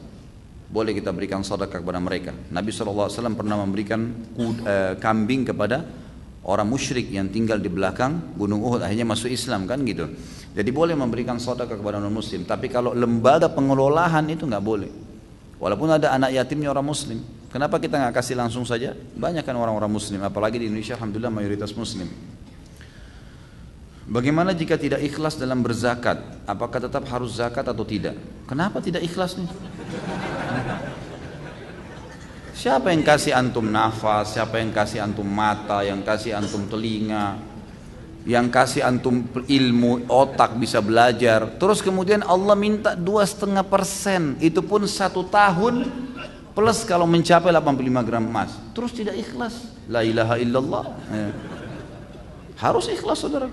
Tetap keluar zakat, kan gitu. Nggak bisa kalau antum tidak ikhlas berarti tidak diterima itu. Kata Nabi SAW, Inna Allah dalam hadis Abu Daud hadis sahih, Inna Allah la yaqbalu min amalin illa ma kana khalisan liwajhi. Allah tidak akan terima sebuah amal soleh kecuali yang ikhlas karenanya, gitu kan? Kalau antum tidak ikhlas berarti tidak diterima. Tapi pertanyaan selanjutnya, apakah saya harus keluarkan zakat? Tetap harus keluar. Ikhlas nggak ikhlas? Kalau tidak berarti jadi utang tuh. Karena zakat adalah rukun Islam, gitu kan? Nggak bisa. Di sini saya hanya sharing saja Ustaz untuk jamaah yang masih bekerja di institusi ribawi atau haram lainnya, tidak perlu takut untuk resign demi Allah, karena saya membuktikan sendiri keluar dari bank dan resign dari perusahaan non Islami. Sekarang saya punya usaha sendiri dan mendapatkan hasil dan waktu yang lebih berkah. Jazakallah khair, berbagi. Ini sudah ada kesaksian nih, gitu kan? Sebenarnya tanpa penyampaian akhi ini juga, jazakallah khair, tentu saja sudah jelas harus kita sebagai orang muslim yakin terhadap janji Allah Subhanahu wa taala. Apakah lembaga perbankan konvensional lebih baik ditutup karena riba dosanya lebih besar dari perzinahan? Tentu saja. Sama dengan antum tanya, apakah lembaga perzinahan harus tutup? Sama. Apa bedanya riba sama zina? Hah? Dua-dua dosa besar kan? Nah, iya. Cuma karena sekarang besar-besaran, banyak pegawai, banyak yang pakai jasanya, jadi akhirnya seakan-akan itu bukan kesalahan. Nggak bisa, riba-riba, haram-haram, nggak bisa diganti, kan gitu. Nggak bisa, harus berhenti, ganti. Nggak bisa enggak. Bagaimana hukumnya berzakat melalui perantara bank konvensional? Sama aja. Kenapa harus bank konvensional, saudara? Kenapa harus terlibat di situ? Tarik zakat kepada tetangga orang miskin. Alhamdulillah di Indonesia banyak sumber nih, banyak. Saya subhanallah kalau pagi setiap hari naik motor keluar kendaraan ke pengajian, tidak pernah saya jalan nggak ketemukan orang susah. Ada saja yang mengutin sampah, yang lagi jalan, ada orang tua sekali pakai tongkat, banyak. Bodoh kita kalau kita mau hitung mungkin banyak. Kalau antum mau bawa berapa juta pun habis tuh disedekahin. Kenapa harus melalui lembaga haram nih? Banyak sekali. Terkait zakat, bagaimana hukumnya Indonesia menerapkan pajak bukan zakat, dan bagaimana hukumnya jika negara punya hutang-hutang tidak sanggup membayarnya? Siapakah yang harus bertanggung jawab, pemerintah atau rakyat? Tentu saja idealnya adalah zakat, dan zakat itu sebenarnya kalau dimaksimalin akan sangat luar biasa efeknya. Cuman kita mungkin belum melihat ke arah situ ya. Semestinya zakat itulah yang dikumpulkan oleh pemerintah, kemudian zakat itu dikelola dari kaum muslimin. Itu akan lebih efektif dan bukan pajak, karena pajak tidak ada pintu celah, tidak ada celah syar'inya dibolehkan gitu kan.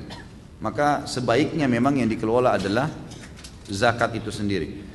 Kemudian tadi pertanyaannya apa lagi? Siapa yang bertanggung jawab utang-utang pemerintah yang telah membuat utang itu? Siapa yang utang itu? Pada saat dia sedang bertugas, ya dia tanggung jawab. Kan itu. Waktu dia menjabat jadi presiden, jadi menteri, jadi siapa, dia utang ya dia tanggung jawab. Dia siapa suruh dia utang, gitu kan? Tidak mungkin, rakyat apa dosanya? Apa salahnya kita coba? Nggak ada salahnya rakyat. Kok bisa rakyat yang disalahin gitu? Ya salah sendiri dia membuka pintu itu dia harus selesaikan. Dia harus bisa. Enggak, dia minta maaf ke masyarakat. Saya sudah membuka begini, akhirnya orang semua harus bayar, ya itu konsekuensinya. Bagaimana cara bertobat dari mencuri harta zakat? Dengan mengembalikan, taubat kepada Allah SWT dan mengembalikan harta itu. Bagaimana hukumnya memutar harta zakat menjadi investasi di suatu instansi, lalu setelah itu zakat tersebut baru dibayarkan? Bagaimana hukumnya harta yang dihasilkan dari perputaran zakat? Apakah boleh dimanfaatkan? Yang saya tahu Allah alam, yang lepas dari syubhat yang boleh diputar adalah harta dari 1/8 dari zakat milik amil zakat. Karena tuh tadi kalau punya lembaga zakat kan ditarik tuh ya, 1/8 buat amil zakat. Misal terkumpul banyak 10 miliar misalnya, dibagi 8, 1/8-nya masuk kepada lembaga amil zakat. Itu antum mau investasikan, itu nggak ada masalah. Tapi kalau umumnya dana zakat diinvestasikan dulu baru dibagi, ini bagaimana kalau bangkrut? Siapa yang mau tanggung jawab? Kan gitu, nggak mungkin. Allah alam, yang saya tahu tidak boleh. Yang boleh adalah memang haknya amil zakat, haknya amil zakat. Apakah benar Rasulullah SAW pernah mengerjakan sholat sunnah ba'dal asr? Apakah pemilik budak dikenakan zakat atas budak yang dimilikinya? Enggak, kalau budak tidak ada zakatnya tentunya. karena tidak pernah disebutkan dalam dalil. Kalau apakah Nabi SAW pernah mengerjakan ba'diyah asar, ini Allahu alam. Saya pribadi tidak pernah menemukan dalil secara khusus ya, tetapi ada memang hadis-hadis yang menjelaskan kalau Nabi SAW pernah berdiri selepas asar dan sholat, tetapi itu adalah sholat ba'diyah duhur ya, yang tertinggal yang beliau lupa. Allahu alam. Jadi dalil yang lebih kuat tentang Nabi SAW tidak pernah bahkan melarang sholat habis subuh dan habis asar. Itu yang masyhur di kalangan para ulama. Bagaimana cara bertobat dari dosa riya? Apakah pahala ibadah kita yang hilang karena riya bisa kita dapatkan kembali setelah bertobat dan menyesali perbuatan riya tersebut? Allahu a'lam. Kalau kita sudah riya dari awal, setahu saya itu perbuatan dosa besar. Apakah itu bisa kembali pahalanya? Allahu a'lam. Tapi ada ayat Al-Quran yang menyebutkan kalau seseorang itu bertaubat nasuha, maka Allah berfirman, a'udzubillahi minasyaitonirrajim, ulaika alladzina yubaddilullahu sayyi'atim hasanat. Ada orang-orang memang yang Allah ganti dosa-dosa mereka menjadi pahala. Allahu alam ini dosa yang mana, gitu kan? Tapi ini memang ada ayat Al-Quran yang menjelaskan itu. Cuman kalau riya atau kita khususkan ibadah tertentu, sholat yang pernah saya riya atau sedekah ini bisa nggak diganti jadi pahala kembali? Allahu alam. Umumnya sudah hancur kan gitu, sudah habis. Maka kita tidak tahu ya, apakah memang nanti Allah Subhanahu wa taala akan menerima dari dia kembali, digantikan, itu saya tidak tahu. Bagaimana pendapat tentang orang yang misal bersedekah menjual motornya untuk berharap Allah bisa menggantinya dengan sesuatu yang lebih seperti mobil atau bahkan rumah? Apakah itu berdosa? Apakah ini termasuk orang-orang yang dimaksudkan Allah dalam surah Hud ayat 15-16? Barang siapa yang menghendaki kehidupan dunia dan perhiasannya, niscaya kami berikan kepada mereka balasan pekerjaan mereka di dunia dan sempurna, dan mereka di dunia tidak akan dirugikan. Itulah orang-orang yang tidak mendapatkan akhirat kecuali neraka.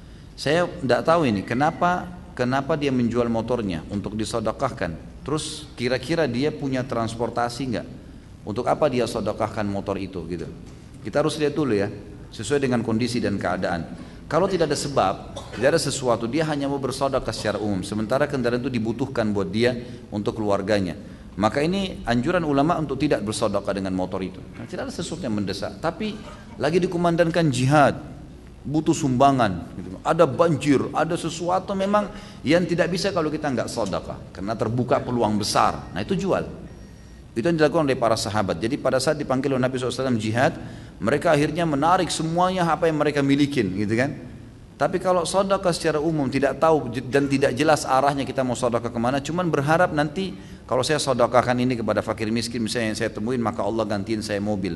Allahu alam, ini yang saya tahu ulama menganjurkan untuk jangan, kecuali memang dia bersedekah pun tanpa dengan motor itu, bisa dengan doa, bisa dengan sedekah sekecil apapun, Allah SWT berikan dia mobil, bukan mustahil, gitu kan? Bukan mustahil. Jadi sesuaikan dengan kondisi. Kalau kondisinya memang mendesak seperti kasus jihad, ada memang hal-hal yang membutuhkan kaum muslimin dibantu, ada orang miskin yang memang betul-betul depan mata kita lagi sakit parah, atau ada kerabat kita dan tidak ada lagi dana, ada teman dekat lagi mau dioperasi, kalau enggak dia akan mati misalnya, gitu kan. Lalu kita jual apa yang kita miliki dari mobil, dari motor, itu insya Allah akan ada nilainya sendiri, akan ada nilai pahalanya itu. Itu kalau tidak salah ada kejadian di Saudi beberapa waktu lalu, saya baru ingat. Jadi ada seseorang, saya dikirimkan beritanya oleh teman saya dari Jeddah, semoga Allah jaga beliau, sahabat dekat saya, dan dia menceritakan ada satu kota, saya juga lupa kota apa itu di Saudi, tapi kisah nyata terjadi baru ini saja. Ada seseorang rupanya bersahabat, kemudian temannya itu meninggal dunia dan punya utang. Waktu disampaikan kepada kerabatnya, karena dia tahu temannya ini berutang, disampaikan kepada anak istrinya tidak mau tahu karena nggak ada bukti katanya. Tapi temannya bilang, saya saksikan loh, memang orang ini punya utang, teman saya bayarin. Mereka tidak mau, mereka lebih terpikir membagi warisan. Ringkas cerita, orang ini tiba-tiba berpikir, dia merenung malam, bagaimana nih hukumnya? Saya tahu teman saya ini punya utang, kerabatnya nggak ada yang mau bayar, padahal uangnya ada, yang ditinggal warisan ada, gitu kan? Cuma dia tidak sempat bayar, meninggal dunia. Maka karena kerabatnya tidak ada yang mau bayar, dia bilang, di dalam kisah ini dikatakan dia pun berijtihad, dia mengambil hartanya yang dia miliki, kalau tidak salah itu hari mobil, dijual sama dia mobilnya, kemudian mobil itu dijadikan duit lalu dilunasi utangnya, dilunasi utang temannya ini, dengan berharap temannya supaya tidak punya masalah, gitu kan. Maka dibayarkanlah utang tersebut, Ringkas cerita teman-teman sekalian, waktu dia bayar utang dengan hikmah Allah, kerabatnya rupanya pemilik piutang ini punya banyak kenalan. Lalu dia cerita kalau si fulan itu baik sekali, si fulan itu telah membayarkan utang temannya. Dan ini juga rupanya pemilik piutang tahu kalau orang ini, mereka punya hubungan semuanya, tahu kalau orang ini sebenarnya lagi tidak punya apa-apa dan itu mobil dia satu-satunya. Waktu dia cerita sama teman-temannya, ternyata teman-temannya pemilik piutang ini orang-orang kaya, gitu kan. Lalu mereka pun menghadiahkan mobil baru kepada orang itu. Dan pada saat itu dia pun orang ini didatangi, ada yang satu menghadiahkan mobil, yang satu menghadiahkan sebuah kios, yang satu mengirimkan produk-produk untuk isi kiosnya. Dalam kisah itu pokoknya tiba-tiba menjadi kaya raya dia.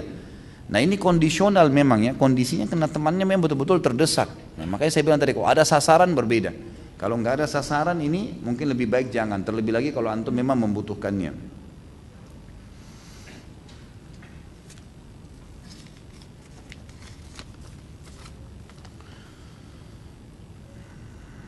Jika seseorang yang kehilangan barang misalnya uang, tapi dia bagaimana jika seorang kehilangan barang misalnya uang tapi dia mengikhlaskan uang tersebut, kemudian ada yang menemukan uang itu.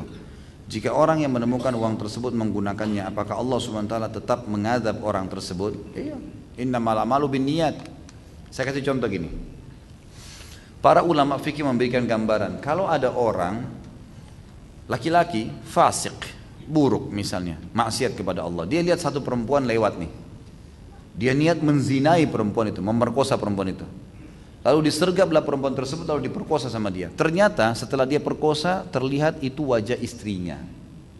Misal, yang dia perkosa tadi ternyata istrinya sendiri. Dosakah dia? Siapa yang punya jawaban?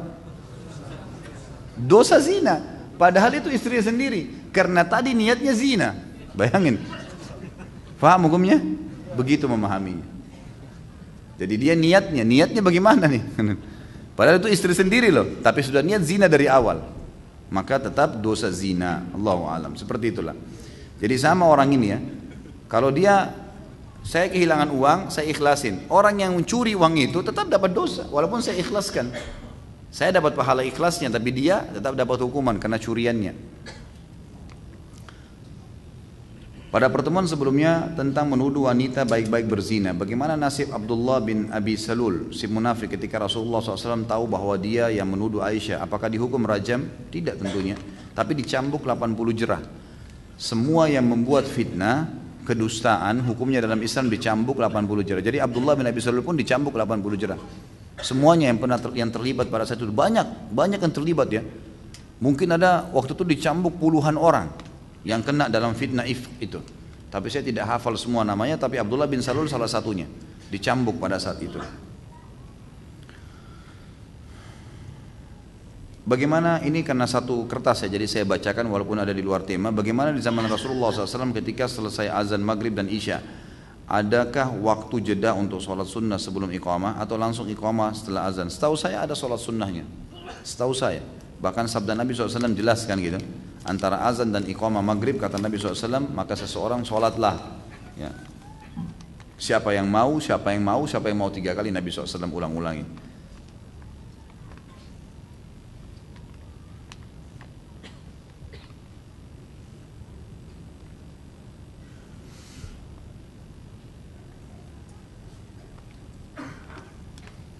Saya sering melihat ceramah Ustadz di YouTube dan saya sangat respect ya dengan semua ceramah Pak Ustadz. Kemudian saya berniat untuk memperlihatkan ceramah Pak Ustadz ke teman-teman atau saudara saya, tetapi tanggapan mereka bahwa ceramah Pak Ustadz seperti seorang Muhammadiyah dan saya dilarang keras untuk mengikutinya. Tapi saya mengelak dengan tuduhan tersebut dan saya ingin tahu siapa yang dimaksud dengan Muhammadiyah dan kenapa saya tidak boleh mengikuti. Apakah Muhammad itu menyimpang Pak Ustadz? Kenapa bisa ada perbedaan seperti itu? Muhammadiyah nama lembaga sama dengan Nahdlatul Ulama gitu kan. Di Indonesia ada Al-Irsyad, ada banyak lembaga-lembaga gitu kan. Ini lembaga teman-teman sekalian, ini sebuah kendaraan, bukan target. Kalau kita sudah menjadikan lembaga-lembaga ini sebagai agama, maka akan jadi seperti itu. Kesannya ada aliran-aliran dan ini tidak benar, tidak ada aliran dalam Islam. Agama kita cuma satu. Tuhan kita satu, Nabi kita satu, kitab kita satu, kiblat kita satu, semuanya jelas sasarannya, gitu kan? Wahyu juga jelas, mana yang ayat, mana yang hadis Nabi SAW, dan hadis-hadis pun yang palsu sudah dijelaskan oleh para ulama. Tidak ada sesuatu yang membingungkan sebenarnya. Kalau masalah kasus Ada yang mengatakan pengajian ini mirip Muhammadiyah atau pengajian seperti apalah dituduh. Sebenarnya teman-teman Anda diberikan akal. Ya, antum sekarang hadir sini punya akal fikiran, punya hati nurani. Dari awal ceramah kita sampai akhir, ada sesuatu yang buruk antum dapatkan? Hah? Ada sesuatu yang buruk? Cuma satu orang yang jawab nih. Atau ada ilmu, ada tambahan iman, ya kan kita bisa memilih itu. Kalau antum mau ikutin perkataan orang teman-teman sekalian, tidak ada ilmu yang antum bisa terima, kan gitu. Dan di majelis ilmu yang sebenarnya, kalau antum mau tahu majelis ilmu yang sebenarnya, dan ini subhanallah turun-temurun dari para sahabat, tabi'in, tabi'in, sampai sekarang ulama-ulama kita di Masjid Nabawi dan Masjid Haram Mekah, kita kalau duduk dari awal teman-teman, dari awal bicara sampai akhir ilmu semua. Manfaat, kita pulang padat otak kita ini dengan ilmu, dan kita pun jadi berubah lebih baik. Itu majelis ilmu. Kalau antum datang majelis ilmu ngomongnya ngelantur, cuman tahu ketawa-ketawa, cuman tahu dongeng-dongeng, cuman tahu pendapat saya, enggak usah hadiri. Memang begitu. Itu bukan majelis ilmu namanya. Antum kan punya hati nurani. Kalau orang bicara apapun, antum sendiri yang tentukan. Oh ya, ini saya tahu ini benar. Udah, orang mau bicara apa jangan usah dengar. Karena semua syaitan itu teman-teman, kata Allah, inna syaitana yanzigu bainahum. Syaitan itu nazak. Nazak itu kalau ada celah di batu atau celah di buah, sedikit retak, sedikit bisa masuk di situ ulat, itu namanya nazak. Bisa nazak, dia bisa masuk ke situ. Syaitan itu masuk di segala lini, gitu kan. Kalau antum sudah multazim nih, sudah mulai masuk pengajian, sudah mulai pelihara jenggot, sudah mulai ikuti pengajian, sudah mulai lisannya sudah ngomongin, oh Allah berfirman, loh itu ustadz ini bicara masalah ini. Syaitan nggak bisa goda antum berzina, susah. Benteng antum di zina kuat. Benteng antum di riba jadi sudah mulai kuat, sudah mulai ada tameng. Di mana? Di fitnah, di ghibah. Antum lemah di situ. Makanya dimasukin di majelis ilmu tuh fitnah dan ghibah luar biasa itu. Enggak kenal, enggak apa main fitnah sembarangan. Ini dosa yang bisa terbuka. Syaitan masuk ke celah di mana antum lemah di situ. Kan gitu. Ada orang rajin sholat nggak bisa diganggu, nggak bisa tinggalin sholat. Syaitan sudah putus asa di situ. Tapi dia lemah di lawan jenis misalnya. Syaitan buat dia lemah. Dia bisa pacaran, bisa zina. Itulah digerogotin sama syaitan. Gitu kan? Dan orang mukmin jeli, tidak boleh ada yang luput ini. Tidak boleh ada yang lolos. Syaitan bisa menggoda. Setiap dia lemah di satu titik, dia perkuat, perdalam ilmu di situ. Supaya akhirnya dia tidak bisa didapatkan celah kelemahannya. Allahu a'lam. Jadi antum punya hati nurani saudaraku, lihat, ikuti hati nuraninya. Lihat majelis ilmunya. Kalau bermanfaat jangan pedulikan perkataan orang. Karena sekarang banyak ikhwan dan akhwat begitu ya. Sedikit dengar tentang ini, oh sudah tinggalin pengajiannya. Ini tinggalin pengajiannya. Kebodohan, dia sendiri yang rugi gitu kan. Untuk apa kita ikutin perkataan orang? Nilai sendiri. Dengar baik-baik. Oh iya nih, perkataannya benar, sudah. Kalau salah nih, benar nih orangnya salah, ya sudah jangan ikutin, kan gitu. Boleh nggak kita menjauh dari teman yang membuat kita nggak nyaman?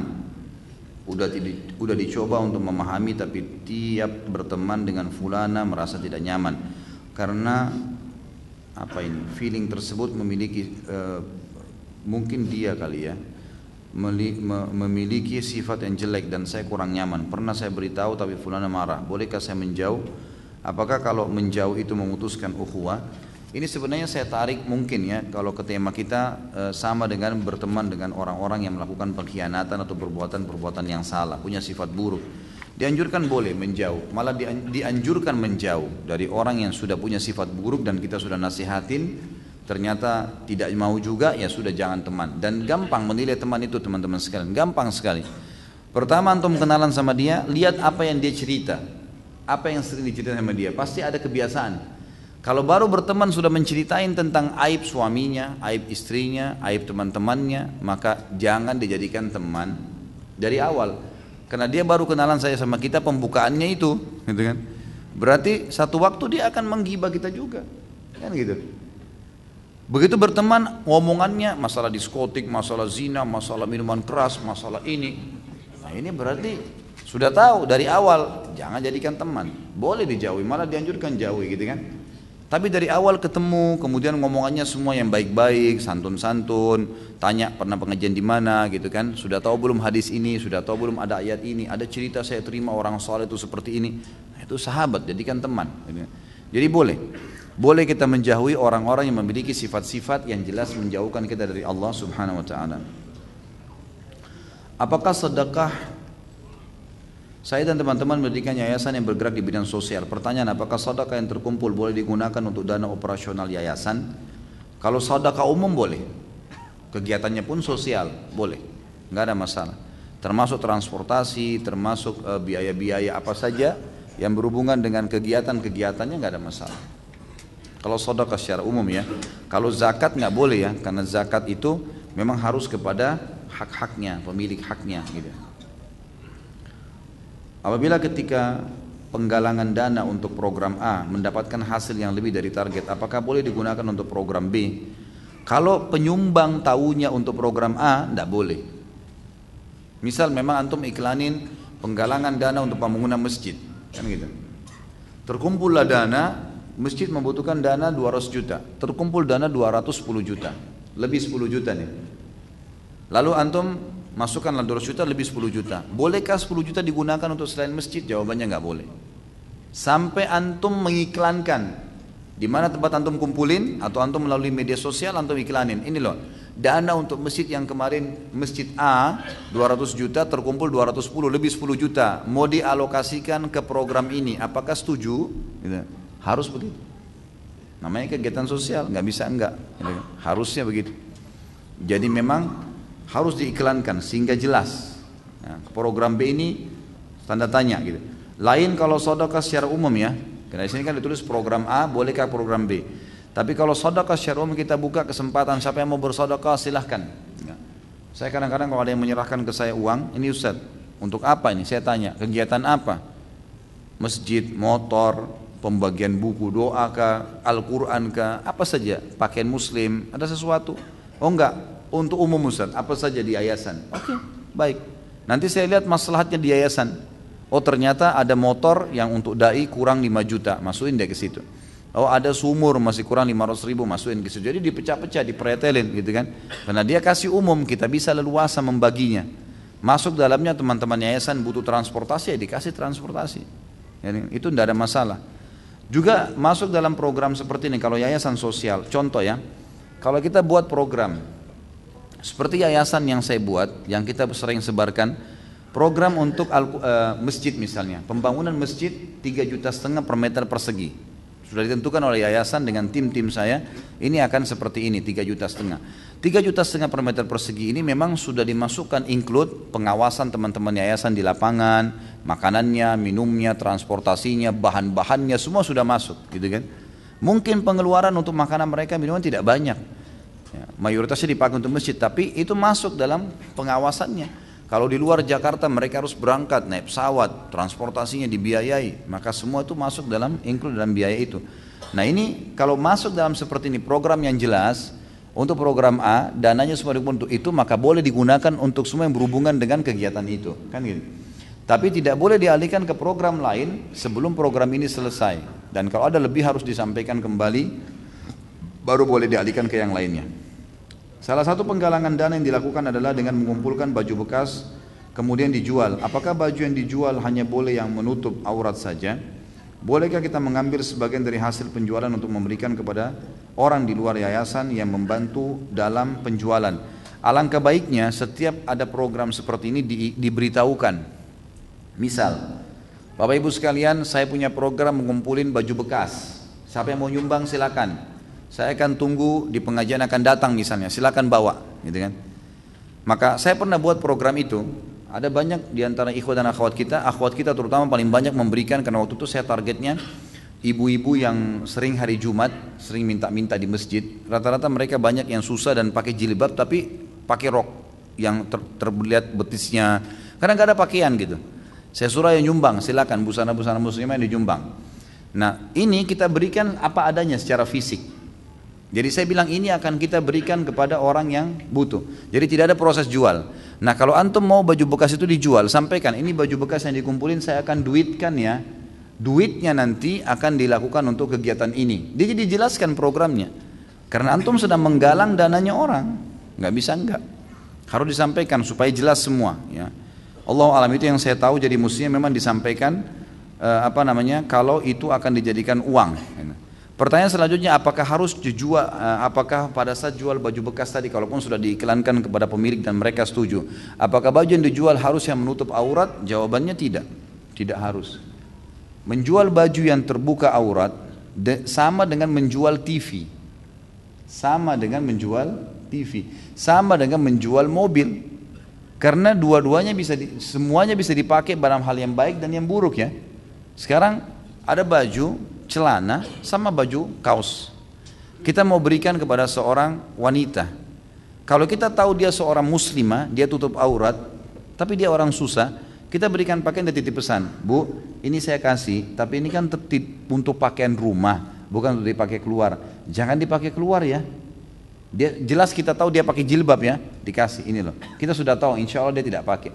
Tapi jangan dikasih ke perempuan yang dasarnya datang walaupun susah, gitu kan?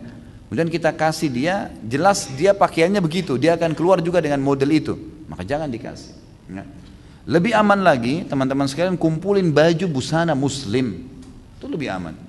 Yang saya lakukan di yayasan, tolong Bapak Ibu sekalian yang punya baju bekas tapi busana muslim, kasih ke saya, kita akan alokasikan, gitu kan. Nah itu lebih aman, sehingga kita tidak perlu lagi proses jual menjual tadi. Allahu a'lam. Apakah boleh kita bersedekah infak dengan menggunakan uang pinjaman atau utang? Boleh saja. Ulama membolehkan masalah itu. Yang penting seseorang pada saat membuka pintu utang ada dua syarat mutlak. Yang pertama dia tahu dia akan bisa bayar. Dia tahu ada sumbernya. Misal gini, antum punya gaji, punya pendapatan akhir bulan gitu kan. Cuman antum belum, sekarang ini lagi butuh mendesak. Ada keluarga lagi sakit, ada teman lagi sakit, ada orang miskin tetangga lagi minta. Antum butuh untuk bantu, sekarang tidak ada duit. Pinjam uang, tahu nih akhir bulan akan ada gaji, nggak ada masalah. Dan niat tahu sumbernya akan bayar. Yang kedua, memang diniatkan dari awal utang untuk membayar. Karena ada hadis Nabi SAW, siapa yang utang niat membayarnya, Allah akan memudahkan. Dan siapa yang utang dari awal tidak niat membayar, maka Allah akan persulit dia membayarnya. Kan gitu. Jadi jelas, makanya dua hal ini harus ada pada saat seseorang itu akan berhutang. Sama juga masuk dalamnya akikah ya. Mau akikah anak, mau idul kurban, nah itu boleh antum utang. Asal syaratnya antum tahu ada pendapatan nanti bisa bayar tuh. Bukan memang cuman tebak-tebak, itu nggak boleh maksakan diri bersedekah pada saat memang kita tidak punya. Apakah hutang bisa mempengaruhi terhalangnya doa? Kalau doa tidak, Allahu a'lam. Kalau doa, karena tidak pernah ada dalil masalah itu. Tapi utang itu yang ada dalam hadis jelas dia akan kalau orang itu meninggal maka ruhnya akan bergantung antara langit dan bumi. Artinya Allah SWT tidak terima sampai utangnya terbayar. Dan kalau orang mati syahid akan diampuni semua dosanya kecuali utangnya. Jadi memang dia ada pengaruh-pengaruh terhadap hukum-hukum syar'i. Allahu a'lam. Saya ambil beberapa pertanyaan di sini yang keluar daripada tema. Mudah-mudahan keburu waktunya untuk baca. Bagaimana hukumnya ana tanpa sadar menggertak istri ana dengan kata cerai, lalu istri ana menjawab iya. Apakah itu sudah jatuh cerai padahal ana tidak bermaksud demikian? Kalau pengucapan lafaz jelas, saya ceraikan kamu, jelas bahasanya, jatuh tolaknya walaupun main-main.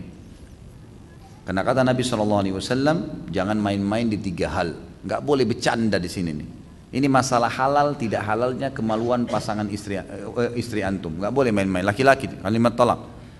Nggak boleh main-main di nikah, nggak boleh main-main di cerai, nggak boleh main-main di rujuk. Tiga hal. Dalam yang makna hadis yang lain, nggak boleh main-main di pembebasan budak, gitu kan? Jadi nggak boleh orang bilang, saya bilang sama teman saya, ayo anak saya laki-laki, anak dia perempuan, ayo kita nikahkan anak kita yuk nanti kalau mereka dewasa. Lalu dia bilang iya. Begitu dia bilang iya, itu harus disampaikan kepada anak-anak nanti kalau dewasa.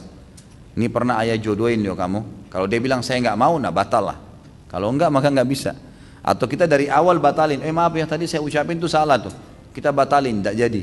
Nah itu baru batal, nggak bisa. Karena kalau enggak boleh nih, harus diizinkan. Kemudian harus dilakukan. Kemudian yang kedua minta izinkan kepada anak-anak nanti yang kalau mereka dewasa. Yang kedua masalah cerai. Nggak boleh orang bilang saya ceraikan kamu, kalau kau keluar saya ceraikan, kalau kau naik saya ceraikan, kalau kau ke rumah ibu kau saya ceraikan. Ini main-main, ini bahaya. Ini masalah halal atau tidak halal kemaluan istri antum nih. Nggak boleh main-main dengan masalah ini. Allah menjadikan di tangan laki-laki supaya dia bijaksana dengan kebijaksanaannya sebagai laki-laki. Nggak boleh dia sembarangan. Perempuan terbawa perasaan, dia selalu minta ceraikan. Jangan hiraukan kata-kata cerai itu. Dia bilang apapun ya sudahlah gitu kan, rayu saja supaya jangan minta cerai gitu kan. Jadi memang tidak boleh, maka harus hati-hati. Kalau orang mengucapkan saya ceraikan kamu, jelas lafadznya jatuh tolaknya. Bercanda pun jatuh. Ya, masuk di sini. Emosi sama. Yang tidak masuk adalah kalau dia bilang dalam keadaan emosi, saya ceraikan kamu 3 sekalian, tolak bayin, gitu kan? Ini cuma jatuh 1. Ini enggak. Ada pendapat ulama mengatakan kalau emosi enggak jatuh tolaknya. Tapi ini kata sebagian ulama, kalau dibuka maka orang akan selalu menggunakan sebagai senjata. Padahal pada saat sedang ada masalah teman-teman sekalian, pecahkan masalahnya. Kenapa harus dengan cerai? Gitu kan? Kenapa harus dengan kata-kata ancaman cerai? Enggak perlu ucapan itu gitu. Allah alam, itu yang saya tahu.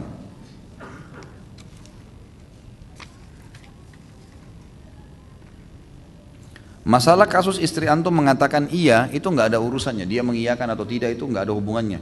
Karena kalimat cerai mutlak di tangan laki-laki. Bagaimana hukumnya apabila sebelum berhubungan suami istri kita nonton film Blue dulu? Agar tujuannya bisa membagikan syahwat. Syukran jazakallah khair. Kok pakai jazakallah khair ini pertanyaannya?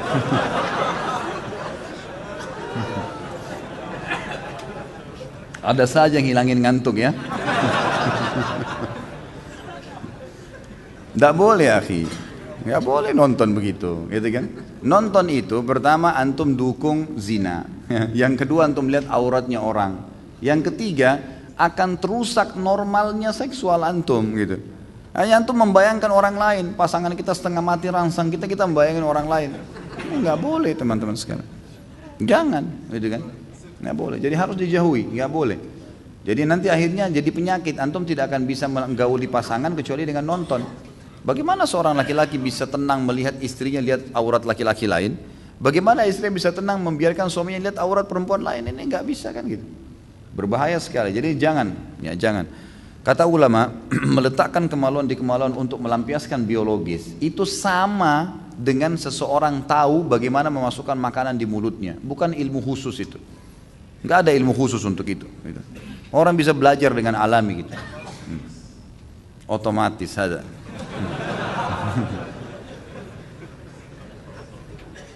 Bagaimana kiat-kiat agar bisa sholat tahajud dan ibadah-ibadah malam lainnya? Tentu saja pertama baca fadilahnya, janji-janji Allah di situ, kemudian coba paksakan diri untuk melakukannya. Tentu dimulai dengan tidur lebih cepat, ya, jauhi semua indikasi yang bisa membuat kita tidak bangun karena begadang, makan terlalu banyak, ya, pada saat mau tidur malam itu semua akan mengganggu. Maka kita punya persiapan-persiapan, baca fadilah, kemudian paksakan diri untuk itu dan punya persiapan-persiapan untuk melakukannya. Apakah doa iftitah sholat malam dan tahajud beda dengan sholat wajib? Sebenarnya sama saja, doa iftitah ada banyak ya. Ada kalau tidak salah sekitar 13 macam doa iftitah. Boleh dipilih, yang mana saja, gak ada masalah. Sholat wajib atau sholat sunnah. Tapi Nabi SAW seringkali kalau malam membaca di doa iftitah, Allah Rabbu Jibril wa Mikail wa Israfil fatiras samawati wal ard. Anta tahkumu baina ibaduka fi makhtalafu fi ihdili makhtalafu fi binal haqqi biidnik innaka tahdi man tasha' ila siratal mustaqim. Itu yang sering beliau baca, gitu kan, yang saya tahu dalam lafaz salat malamnya dalam iftitah, tapi seringkali beliau juga meragamkan dengan doa-doa iftitah yang lain. Jadi teman-teman saya sarankan untuk tidak satu doa tapi hafal beberapa doa, karena menghafal beberapa jenis doa itu akan membuat kita tidak jenuh, ya, bisa variasikan macam-macam doa-doa. Makanya semua doa sholat itu pasti banyak. Iftitah ada banyak, doa ruku ada banyak, ya. Iftitah ada sekitar 13-an kalau nggak salah. Kemudian doa ruku ada sekitar 6 atau 7 macam. Doa i'tidal itu ada 4 atau 5 macam. Doa sujud juga begitu, ada 7. Di antara doa sujud ada 4 atau 5 macam. Doa sebelum salam ada 23 macam doa. Banyak. Dan itu semestinya kita harus ragamkan gitu. Ana mempunyai seorang bibi, kakak kandung dari ibu ana. Bibi ana ini ayahnya dan pamannya sudah meninggal, dan bibi ana belum menikah sehingga tidak punya suami dan anak laki-laki. Beliau juga tidak punya saudara laki-laki. Secara syariat, kepada siapakah kewajiban menafkahi bibi ana ini dibebankan? Apakah kepada seluruh keponakan laki-laki termasuk ana, atau jika salah satu keponakan laki-laki sudah menafkahi sudah cukup? Dan bibi ana ini saat ini kondisinya bekerja sebagai karyawati. Sebenarnya kalau tidak ada orang tuanya, kalau sudah tidak ada, saudaranya nggak ada, anaknya nggak ada, maka yang memiliki kewajiban adalah orang-orang yang terdekat dari kerabat ayahnya, Ya, kerabat ayah itu kayak paman dan anak pamannya, jadi sepupunya misalnya. Ini ponakan dari mana? Kalau ponakan dari jalur ayah, dia lebih pantas memberikan nafkah dibandingkan ya ponakan dari ibu, kan gitu. Ini hampir sama dengan wali pernikahan ya. Wali pernikahan itu yang kena hukum adalah semua yang berhubungan dengan ayah, saudara kandungnya ayah, gitu kan. Kemudian keponakan anak dari saudara-saudaranya ayah, termasuk sepupu di sini dari jalur ayah. Itu semua didahulukan, bahkan sepupu itu didahulukan dari jalur ayah dalam pernikahan, didahulukan dari paman dari ibu gitu. Jadi jalur ayah yang kuat, maka dilihat jalur ayah itu yang mereka yang punya kewajiban-kewajiban untuk menafkahi. Tapi tentu saya sarankan teman-teman sekalian, kalau ponakan seperti ini lebih baik antum melakukan, antum yang memberikan sedekah itu, terlibat dari situ ya. Karena itu adalah pahala yang besar. Apalagi kalau saudari ibu antum, namanya khala dalam agama. Kata Nabi SAW, al-khala bimanzilatil Tante dari ibu itu adalah posisinya seperti ibu. Apakah yang dimaksud dengan rukun qauli dalam sholat? Lalu rukun qauli ini berlaku untuk sholat berjamaah, sholat sendiri atau ketika menjadi imam sholat? Terima kasih Ustaz. Saya tidak tahu ini. Allahu a'lam, mungkin keterbatasan ilmu saya, rukun qauli saya tidak tahu ya. Ana saat ini bekerja sebagai karyawan, alhamdulillah bagi ana halal insyaallah. Yang menjadi ganjalan halal insyaallah, yang menjadi ganjalan adalah lingkungan kantor di mana orang-orangnya jika sedang ngobrol bercampur antara yang boleh dan tidak boleh, kemudian terjadi ikhtilat dan banyak wanita yang tidak memakai hijab. Di sisi lain ada pekerjaan menjadi guru bimbingan belajar Islam ataupun sekolah sunnah yang menawarkan lingkungan islami namun gajinya lebih kecil. Apa yang harus saya lakukan dengan keadaan ini dalam timbangan syariat? Tentu saja yang nomor satu didahulukan adalah sumber pendapatannya dulu. Gaji antum halal atau tidak? Pekerjaan perusahaan itu halal atau tidak? Kalau masalah kasus ikhtilat itu antum masih bisa menghindar. Tidak usah ngobrol-ngobrol di situ, gitu kan? Kan selesai. Kalau orang lagi ngobrol-ngobrol hal-hal, jangan ngobrol-ngobrol. Atau antum bisa hidupkan suasana pengajian di kantor, ya, sehingga mereka hadir, gitu kan? Ada beberapa kantor saya bina di Jakarta ini yang alhamdulillah akhirnya dari awal tidak ada hijab malah sampai ada hijab. Kemudian dari awal tidak faham jadi faham, walaupun hanya sekarang sebulan sekali, tapi alhamdulillah bisa berjalan gitu. Dengan bergeraknya 1-2 orang ikhwah saja di situ, akhirnya teman-teman jadi faham, jadi ada jarak, jadi maksudnya mereka jadi bisa memahami mana syariat, mana yang dibolehkan, mana yang tidak dibolehkan gitu. Kalau sumbernya halal maka nggak ada masalah, pertahankan saja. Ya, kalau memang antum lihat sumber kebutuhan antum lebih besar di situ. Tapi kalau seandainya memang ternyata itu mengganggu secara kejiwaan, nggak bisa terlepas. Seperti misalnya ada banyak wanita di situ yang fasikah, yang tidak paham agama, datang main teplok saja, main ngobrol, main duduk, main ini, main sekarang. Malah kita sering diolok-olok gitu kan, sering sengaja digangguin supaya terjadi pelanggaran-pelanggaran agama. Maka antum pindah, jangan. Ya. Kalau terjadi fitnah, jangan di situ. Gitu kan. Tapi yang paling pertama lihat sumbernya dulu, lihat sumbernya. Kalau sumbernya haram mutlak antum harus pindah. Kalau sumber pendapatannya yang jadi gaji nanti halal, tinggal masalah lingkungan antum berusaha menghindar saja semaksimal mungkin. Kalau lingkungan juga mengganggu baru antum pindah ke lingkungan yang tadi yang lebih baik. Celana fantalun atau celana bahan yang biasa digunakan ke kantor itu dilarang. Apakah itu dilarang walaupun sudah dipotong di atas mata kaki? Karena Anda pernah membaca artikel yang mengatakan celana jenis bahan tersebut mengikuti tradisi orang kafir. Allahu alam, yang saya tahu tidak ada masalah. Enggak ada masalah. Intinya tidak ngepres, bukan bahan yang membentuk badan. Kalau kain itu tidak ada masalah sama sekali. Masyayikh, banyak ulama-ulama kita kalau berangkat keluar dari Saudi, mereka menggunakan celana gitu kan. Dan itu tidak ada masalah karena yang dimaksud dengan libasut taqwa dalam ayat, pakaian bertakwa adalah pakaian yang tidak membentuk aurat gitu kan. Jadi tidak ada masalah, setahu saya tidak ada masalah. Kalau bukan bahan kain begitu, lalu antum mau pakai apa? Bahan jeans juga nanti dipermasalahkan gitu kan. Maka secara otomatis Allah alam, yang saya tahu tidak ada masalah. Belum pernah saya temukan pendapat ulama yang melarang kain seperti itu. Ya, jenis kain itu, kecuali sutra yang dilarang. Saya pernah mendengar ceramah Ustaz tentang mendapat keturunan, salah satunya dengan terapi ruqyah secara syar'i. Apakah terapi ruqyah secara syar'i tersebut dengan orang yang ahli bisa menghilangkan? Lalu bagaimana dengan keutamaan masuk surga tanpa hisab? Tentu saja ya, ruqyah itu belajar dari ahlinya, dari orang-orang yang tahu, yang faham agama, yang tahu bagaimana Nabi SAW mengajarkannya, maka dipelajari, dan itu banyak sekali memang kasus. Kalau antum sudah berobat secara medis tidak jelas, maka ruqyah.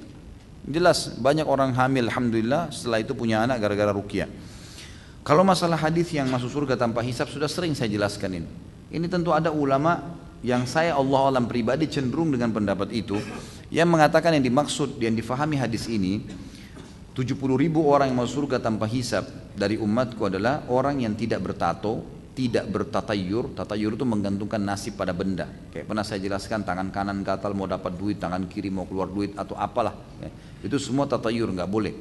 Kemudian setelah itu dikatakan dan mereka yang tidak minta ruqyah dan mereka yang bertawakal kepada Tuhan mereka. Di sini ada ulama hadis yang memberikan gambaran dari pendapat yang saya pegang ini. Mereka mengatakan, coba direnungi baik-baik. Setelah Nabi SAW sebutkan pelanggaran ya, bertato pelanggaran, tatayur pelanggaran, kemudian masuk dan tidak minta ruqyah. Ruqyah ini seperti sebuah pelanggaran di sini. Maka ulama yang berpegang pada pendapat ini mengatakan ruqyah yang di sini dimaksud adalah makna secara etimologi, bahasa. Ruqyah itu adalah semua bacaan yang ditiupkan, semua bacaan yang ditiupkan. Maka mantra pun yang ditiup oleh pedukun itu dikatakan ruqyah dalam bahasa Arab. Makanya cara membedakannya selalu disebutkan ruqyah syar'iyah, bacaan yang ditiupkan secara syar'i, ruqyah syar'iyah, ruqyah syar'iyah. Kalau ruqyah saja maka masuk seperti juga makna hadis yang lain, ar-ruqa wat-tamaima wat-tiwala syirkun, hadis yang lain. Ar-ruqa jamak daripada ruqyah. Ruqyah, kemudian kalung yang digantungkan dan benda-benda jimat yang dipasang di tubuh, gitu kan? Itu adalah perbuatan syirik. Bagaimana kita memahami sini ruqyah ada perbuatan syirik? Ternyata ruqyah secara etimologi, bahasa. Ditemukan juga dengan hadis-hadis yang sahih tentang masalah doa-doa yang Nabi SAW ajarkan masalah ruqyah. Bagaimana Nabi ajarkan doanya lalu dilarang ruqyah? Karena itu nggak mungkin. Makanya di sini secara etimologi teman-teman sekalian. Jadi tidak ada hubungannya. Antum kalau sakit minta ruqyah gimana? Mau berobat gitu kan? Itu jadi tidak ada masalah. Allahu a'lam, itu yang saya tahu. Bila anak sedang sakit selalu rewel dan ingin selalu nempel pada ibunya, tidak mau dilepas, sholatnya bagaimana? Sedangkan dia selalu menangis bila dititipkan ke suami atau orang tua. Bisa sholat sambil digendong. Sebagaimana hadis Bukhari menjelaskan masalah itu. Kalau Nabi SAW pernah menggendong cucunya Umamah, ya, perempuan anaknya Zainab radhiyallahu anha. Lalu kemudian Nabi SAW menggendongnya sambil sholat. Pada saat Nabi mau ruku diletakkan di depan sejadah, gitu kan? Lalu kemudian beliau sholat seperti biasa, berdiri rakaat kedua digendong lagi. Sampai Imam Bukhari menulis bab khusus tentang hukum menggendong bayi atau anak sementara sholat. Jadi nggak ada masalah. Dan juga boleh mempercepat sholat. Dalam arti kata di sini memilih surah-surah yang pendek. Kalau orang Indonesia nggak usah diajarin. Nah, ini sudah ahlinya, gitu kan? Inna atayna wal asri, inna atayna wal asri. Baiklah, jadi baca surah-surah pendek, gitu kan? Karena Nabi SAW pernah jadi imam, gitu kan? Kemudian beliau mempercepat sholatnya. Biasanya beliau baca surah-surah panjang, ini jadi surah pendek. Selesai salam kata para sahabatnya, Rasulullah, tidak seperti biasanya.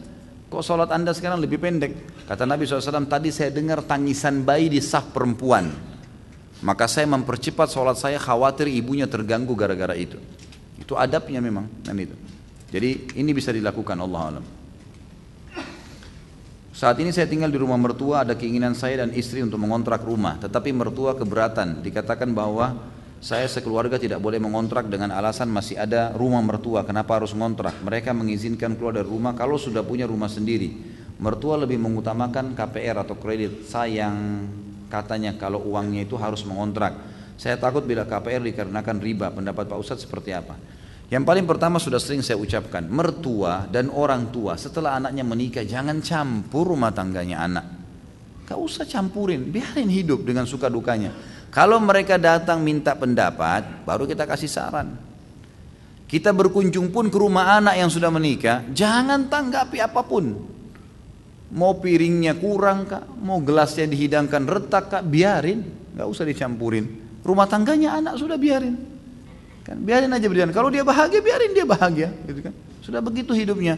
Ada ibu-ibu enggak masuk dapur anaknya, periksa, kenapa gelasmu begini, kenapa begini, terus dimarahin anak mantunya, kenapa begini. Ini ngacuin semua, banyak perceraian, 80% kena campur tangan orang tua nih. Enggak boleh, dalam Islam pun dalam syariat tidak ada campur tangan orang tua lagi, selesai. Amanah saya sebagai orang tua, anak saya perempuan sampai menikah. Setelah nikah serahin pada suaminya. Ada masalah, dikonsultasikan, ya oke kita pecahin gitu kan. Tapi kalau tidak ada apa-apa lalu kita campurin, jangan. Termasuk masalah pindah rumah sendiri, biarin hidup sendiri gitu kan. Jangan dipaksain, nggak boleh semestinya. Mestinya memang antum dan istri sepakat untuk berbicara masalah itu kan, bahwasanya kami harus ngontrak ya, supaya kami bisa lebih dewasa atau dekat dengan tempat kerja.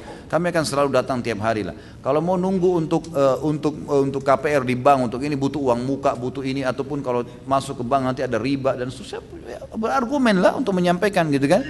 Dan antum tidak berdosa kalau keluar dari rumah itu, tidak berdosa. Bukan saya larang membangkang durhaka, bukan, tapi memang punya hak. Anak mantu bisa mengajak. Antum kalau laki-laki sekarang ini istri tinggal di rumah mertua, ini istri, ini orang tuanya istri kita, kita boleh mengatakan saya harus keluar, gak bisa enggak gitu kan. Untuk mandiri itu jauh lebih baik. Allahu a'lam. Apa hukumnya merokok? Ini Pak Yoyo sudah tahu. Bukan saya, sudah sering ditanya. Sahkah sholat kita apabila imam sholat berjamaah masih merokok? Sudah dijelaskan gitu kan. Rokok haram. Haram, nggak boleh merokok. Jangan merokok sudah. Semua dokter, semua ulama, semua pemerintah nolak. Coba. Apalagi mau argumen lebih kuat daripada itu? Ditulis pemerintah tulis rokok bisa membunuhmu. Mau nunggu apa lagi kata-katanya? Saya nggak tahu nih merokok membaca atau nggak baca gitu. Jelas-jelas tulisannya masih dilakukan. Nggak boleh, haram. Gitu.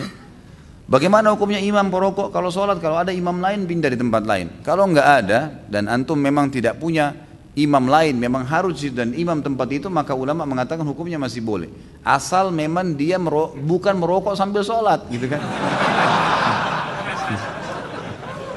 Loh iya, memang dia merokok di luar sholat. Dia kan sama dengan orang berbuat dosa di luar sholatnya.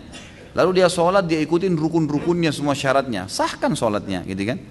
Maka selama dia di luar sholat itu lain, tapi dalam sholat nggak boleh. Cuma kalau masih dapat imam lain, alhamdulillah lebih baik. Adakah tanda-tanda jelas kalau ada dosa yang belum terampuni Allah?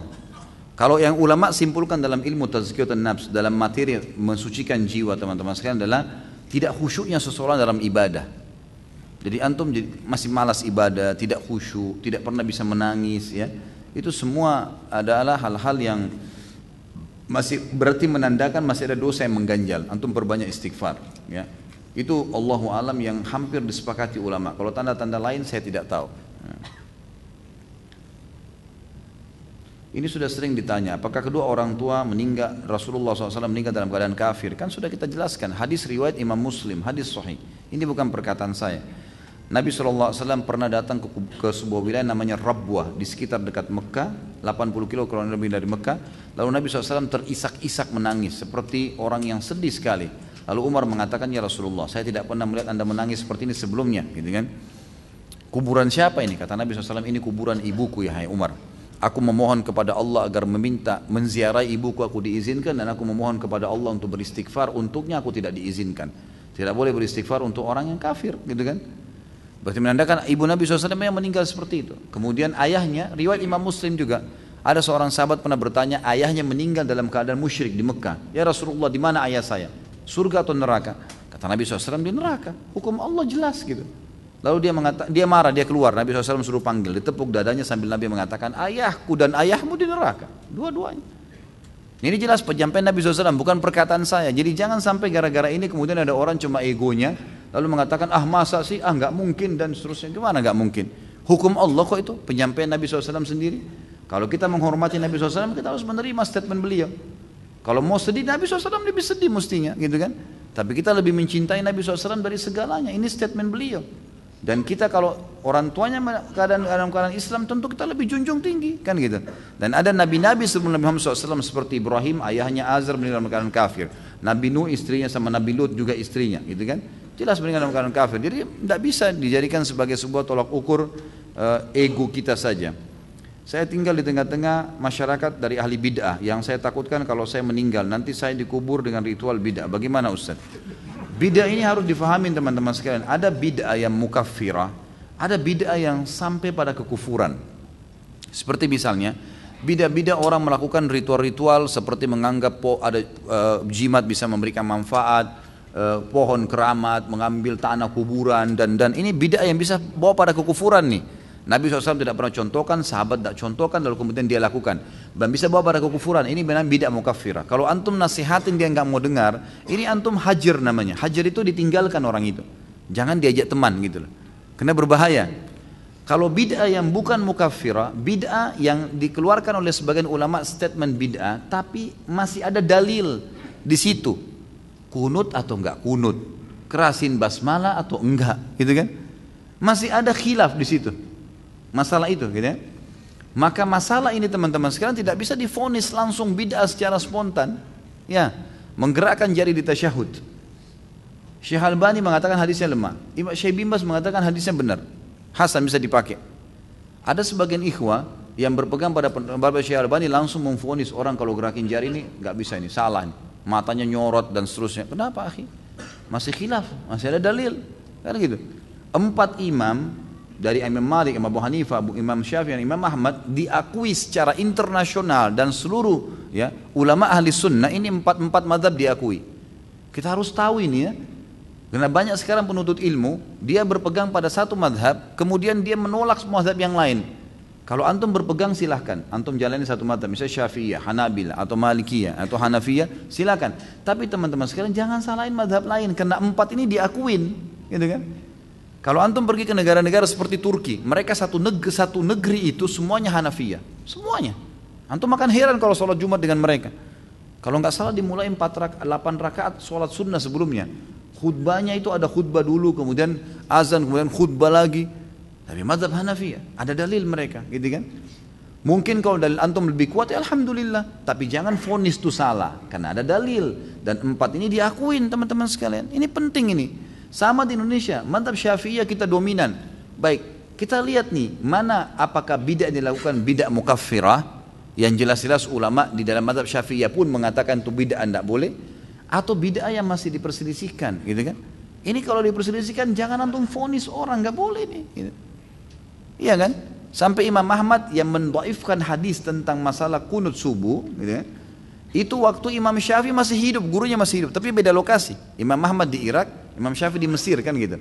Maka waktu ditanya oleh murid-muridnya, Imam Ahmad ditanya oleh murid-muridnya, "Hai Imam, kami kalau sholat di belakang mazhab Syafi'i ya, yang di Mesir, guru anda itu, kami kunut atau tidak?" Kata Imam Ahmad, "Kalau kau tidak mau kunut, jangan ikut sholat subuh."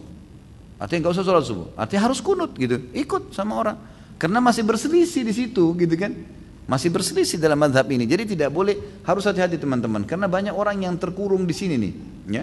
Tidak bisa membedain mana bid'ah yang memang bid'ah sebenarnya, mana bid'ah yang cuma dibid'ahkan karena hadisnya lemah, masih ada dalil. Ini harus hati-hati. Gitu. Jangan sampai kita sembarangan menyalahkan orang. Allahu a'lam. Apakah kita mengangkat tangan untuk mengaminkan orang ketika berdoa bersama-sama? Apakah boleh angkat tangan kali ya maksudnya? Allahu a'lam. Kalau bersama-sama saya tidak tahu, karena saya tidak pernah temukan dalil adanya bersama-sama lalu mengangkat tangan. Tetapi mengaminkan itu sudah umum, gitu kan? Atau seseorang berdoa mengatakan, "Ya Allah, semoga Engkau rahmati kami semua." Lalu kemudian yang lainnya mengatakan amin tanpa angkat tangan. Itu sudah umum di kalangan para sahabat. Tapi kalau Nabi SAW angkat tangan, semuanya angkat tangan mengaminkan, ini belum pernah saya pribadi temukan dalilnya, gitu kan? Tapi kita tidak menyalahkan ya. Tapi saya pribadi belum pernah menemukan dalil masalah itu. Dalam bank syariah bagaimana bank tersebut mengambil untung dan menggaji karyawannya? Allahu a'lam. Saya tidak tahu. Saya tidak pernah terlibat dengan bank syariah ini. Dalam sistem pemerintahan Islam, bagaimana dan dari mana dana untuk menjalankan roda pemerintahan? Tentu saja dari penghasilan negara. Kan gitu.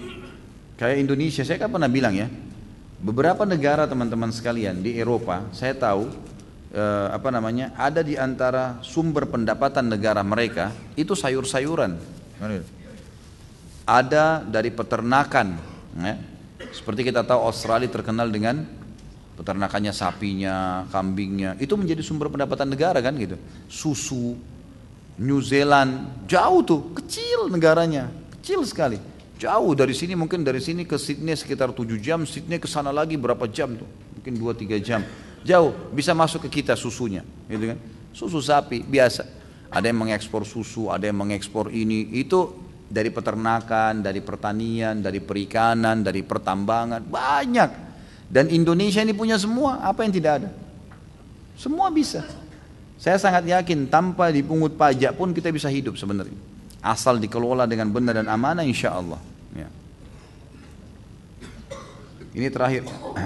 Saya pernah membuka aib sendiri ke orang lain. Bagaimana saya bertobat, Ustaz? Tentu saja antum telepon ke dia. Kalau masih ingat orangnya masih bisa, dan mengatakan kepada dia, maaf saya pernah menceritakan sesuatu yang salah dari saya harap tolong ditutupin, gitu kan? Karena memang perintahnya untuk menutupin. Lalu antum bertobat kepada Allah SWT, bertobat janji tidak akan tinggalkan dosa itu, jangan ulangin lagi, nyesali dan juga berjanji sama Allah tidak akan mengulanginya. Kapan waktu yang afdal untuk sholat duha dan sholat tahajud? Sholat duha mulai terbit matahari, dalam hadis dikatakan sampai unta terasa teriknya panas. Gitu. Ya mungkin kalau kita sekarang bahasanya itu sudah terasa terik matahari. Ya. Kita nggak bisa tentuin jam, tergantung musim hujan mungkin sama musim kemarau beda gitu kan. Jadi ini tidak bisa ditentuin tanggal. Pokoknya antum sudah merasa terik matahari, panas terasa, maka itu berarti sudah bisa sholat duha. Kalau sholat tahajud terbuka dari mulai habis isya sampai pagi, kan gitu, sampai menjelang subuh. Tapi lebih afdal kalau dikerjakan di sepertiga malam. Jadi antum bagi aja dari maghrib sampai subuh itu berapa jam? Misal 12 jam, kan itu. Dari maghrib sekitar jam 6 sampai jam 6 pagi lagi, kan gitu. Sampai azan subuh misalnya, maka dibagi 3, kurang lebih 4, kalau 12 bagi 3 4 jam, berarti 4 jam sebelum subuh itu sepertiga malam, itu paling afdal mengerjakan sholat tahajud. Allahu alam. Baik teman-teman sekalian, masih ada yang saya belum bisa jawab, nanti saya akan letakkan di buku saya ini, insya Allah kalau tidak ada halangan di pertemuan akan datang, kalau masih ada kesempatan kita akan baca insya Allah. Dan mudah-mudahan apa yang kita bahas ini dijadikan tambahan amal kita pada hari kiamat di timbangan amal. Dan juga semoga saja semua yang punya masalah diangkat masalahnya, semua yang sudah dapat hidayah dimudahkan mengamalkan, yang belum dapat hidayah dimudahkan untuk mendapatkan hidayah, dan tidak pernah luput kita berdoa kepada Allah Subhanahu wa taala agar semua yang pernah berbuat dosa yang hadir di sini dan juga kedua orang tua kita agar dimaafkan oleh Allah Subhanahu wa taala dan diganti dengan kemahamurahannya menjadi pahala. Dan juga saudara-saudara kita di Palestina, di Syria, di Yaman, di Irak, di Myanmar, dimanapun mereka berada sedang tertindas, semoga Allah ikhlaskan niat mereka, terima para syuhada mereka, muliakan Islam di tangan mereka dan tangan kita semua, dan semoga saja Allah Subhanahu wa taala menyatukan kita bersama mereka, bersama-sama semuanya di surga firdausnya tanpa hisab. Sebelum kafaratul majlis, teman-teman sekalian, kunjungi resmi web kami yang resmi di www.khalidbasalamah.com, dan kalau nonton di YouTube tolong didukung dengan like-nya, ada tanda jempol di situ, diklik. Itu untuk memberikan dukungan terhadap dakwah sebenarnya. Saya disampaikan oleh teman-teman tim, tolong Ustaz sampaikan di pengajian supaya itu ada dukungan. Kalau makin ada banyak jutaan orang Masya Allah yang sudah mengunjungi ceramah-ceramah saya di YouTube gitu kan. Tapi kebanyakan mereka cuma mendownload dan tidak memberikan like-nya itu kan. Sehingga akhirnya kalau ini banyak orang yang like, pada saat orang buka YouTube di Indonesia yang tampil pertama ceramah itu. Antum seperti menyebarkan ceramah itu sebenarnya. Di situ juga ada langganan. Kalau sudah menggunakan diubah bahasa Indonesia, HP-nya bisa ditulis pasti ada langganan di situ. Berlanggan sehingga setiap ada ceramah yang di-upload oleh teman-teman Pak Diarto dan tim, itu insya Allah antum akan dapatkan secara otomatis. Dan juga di Play Store sama, masuk di Play Store dengan ketik Khalid Basalamah, ada logo hijau KHB, logo hijau. Kalau foto semua bukan dari saya. Allahu alam siapa yang buat itu. Beberapa teman-teman kita yang coba membuat, saya tidak tahu juga maksudnya apa, dan sebenarnya kami cuma mengizinkan mendownload ini. Itu sesuatu yang sifatnya tidak komersial, gitu kan?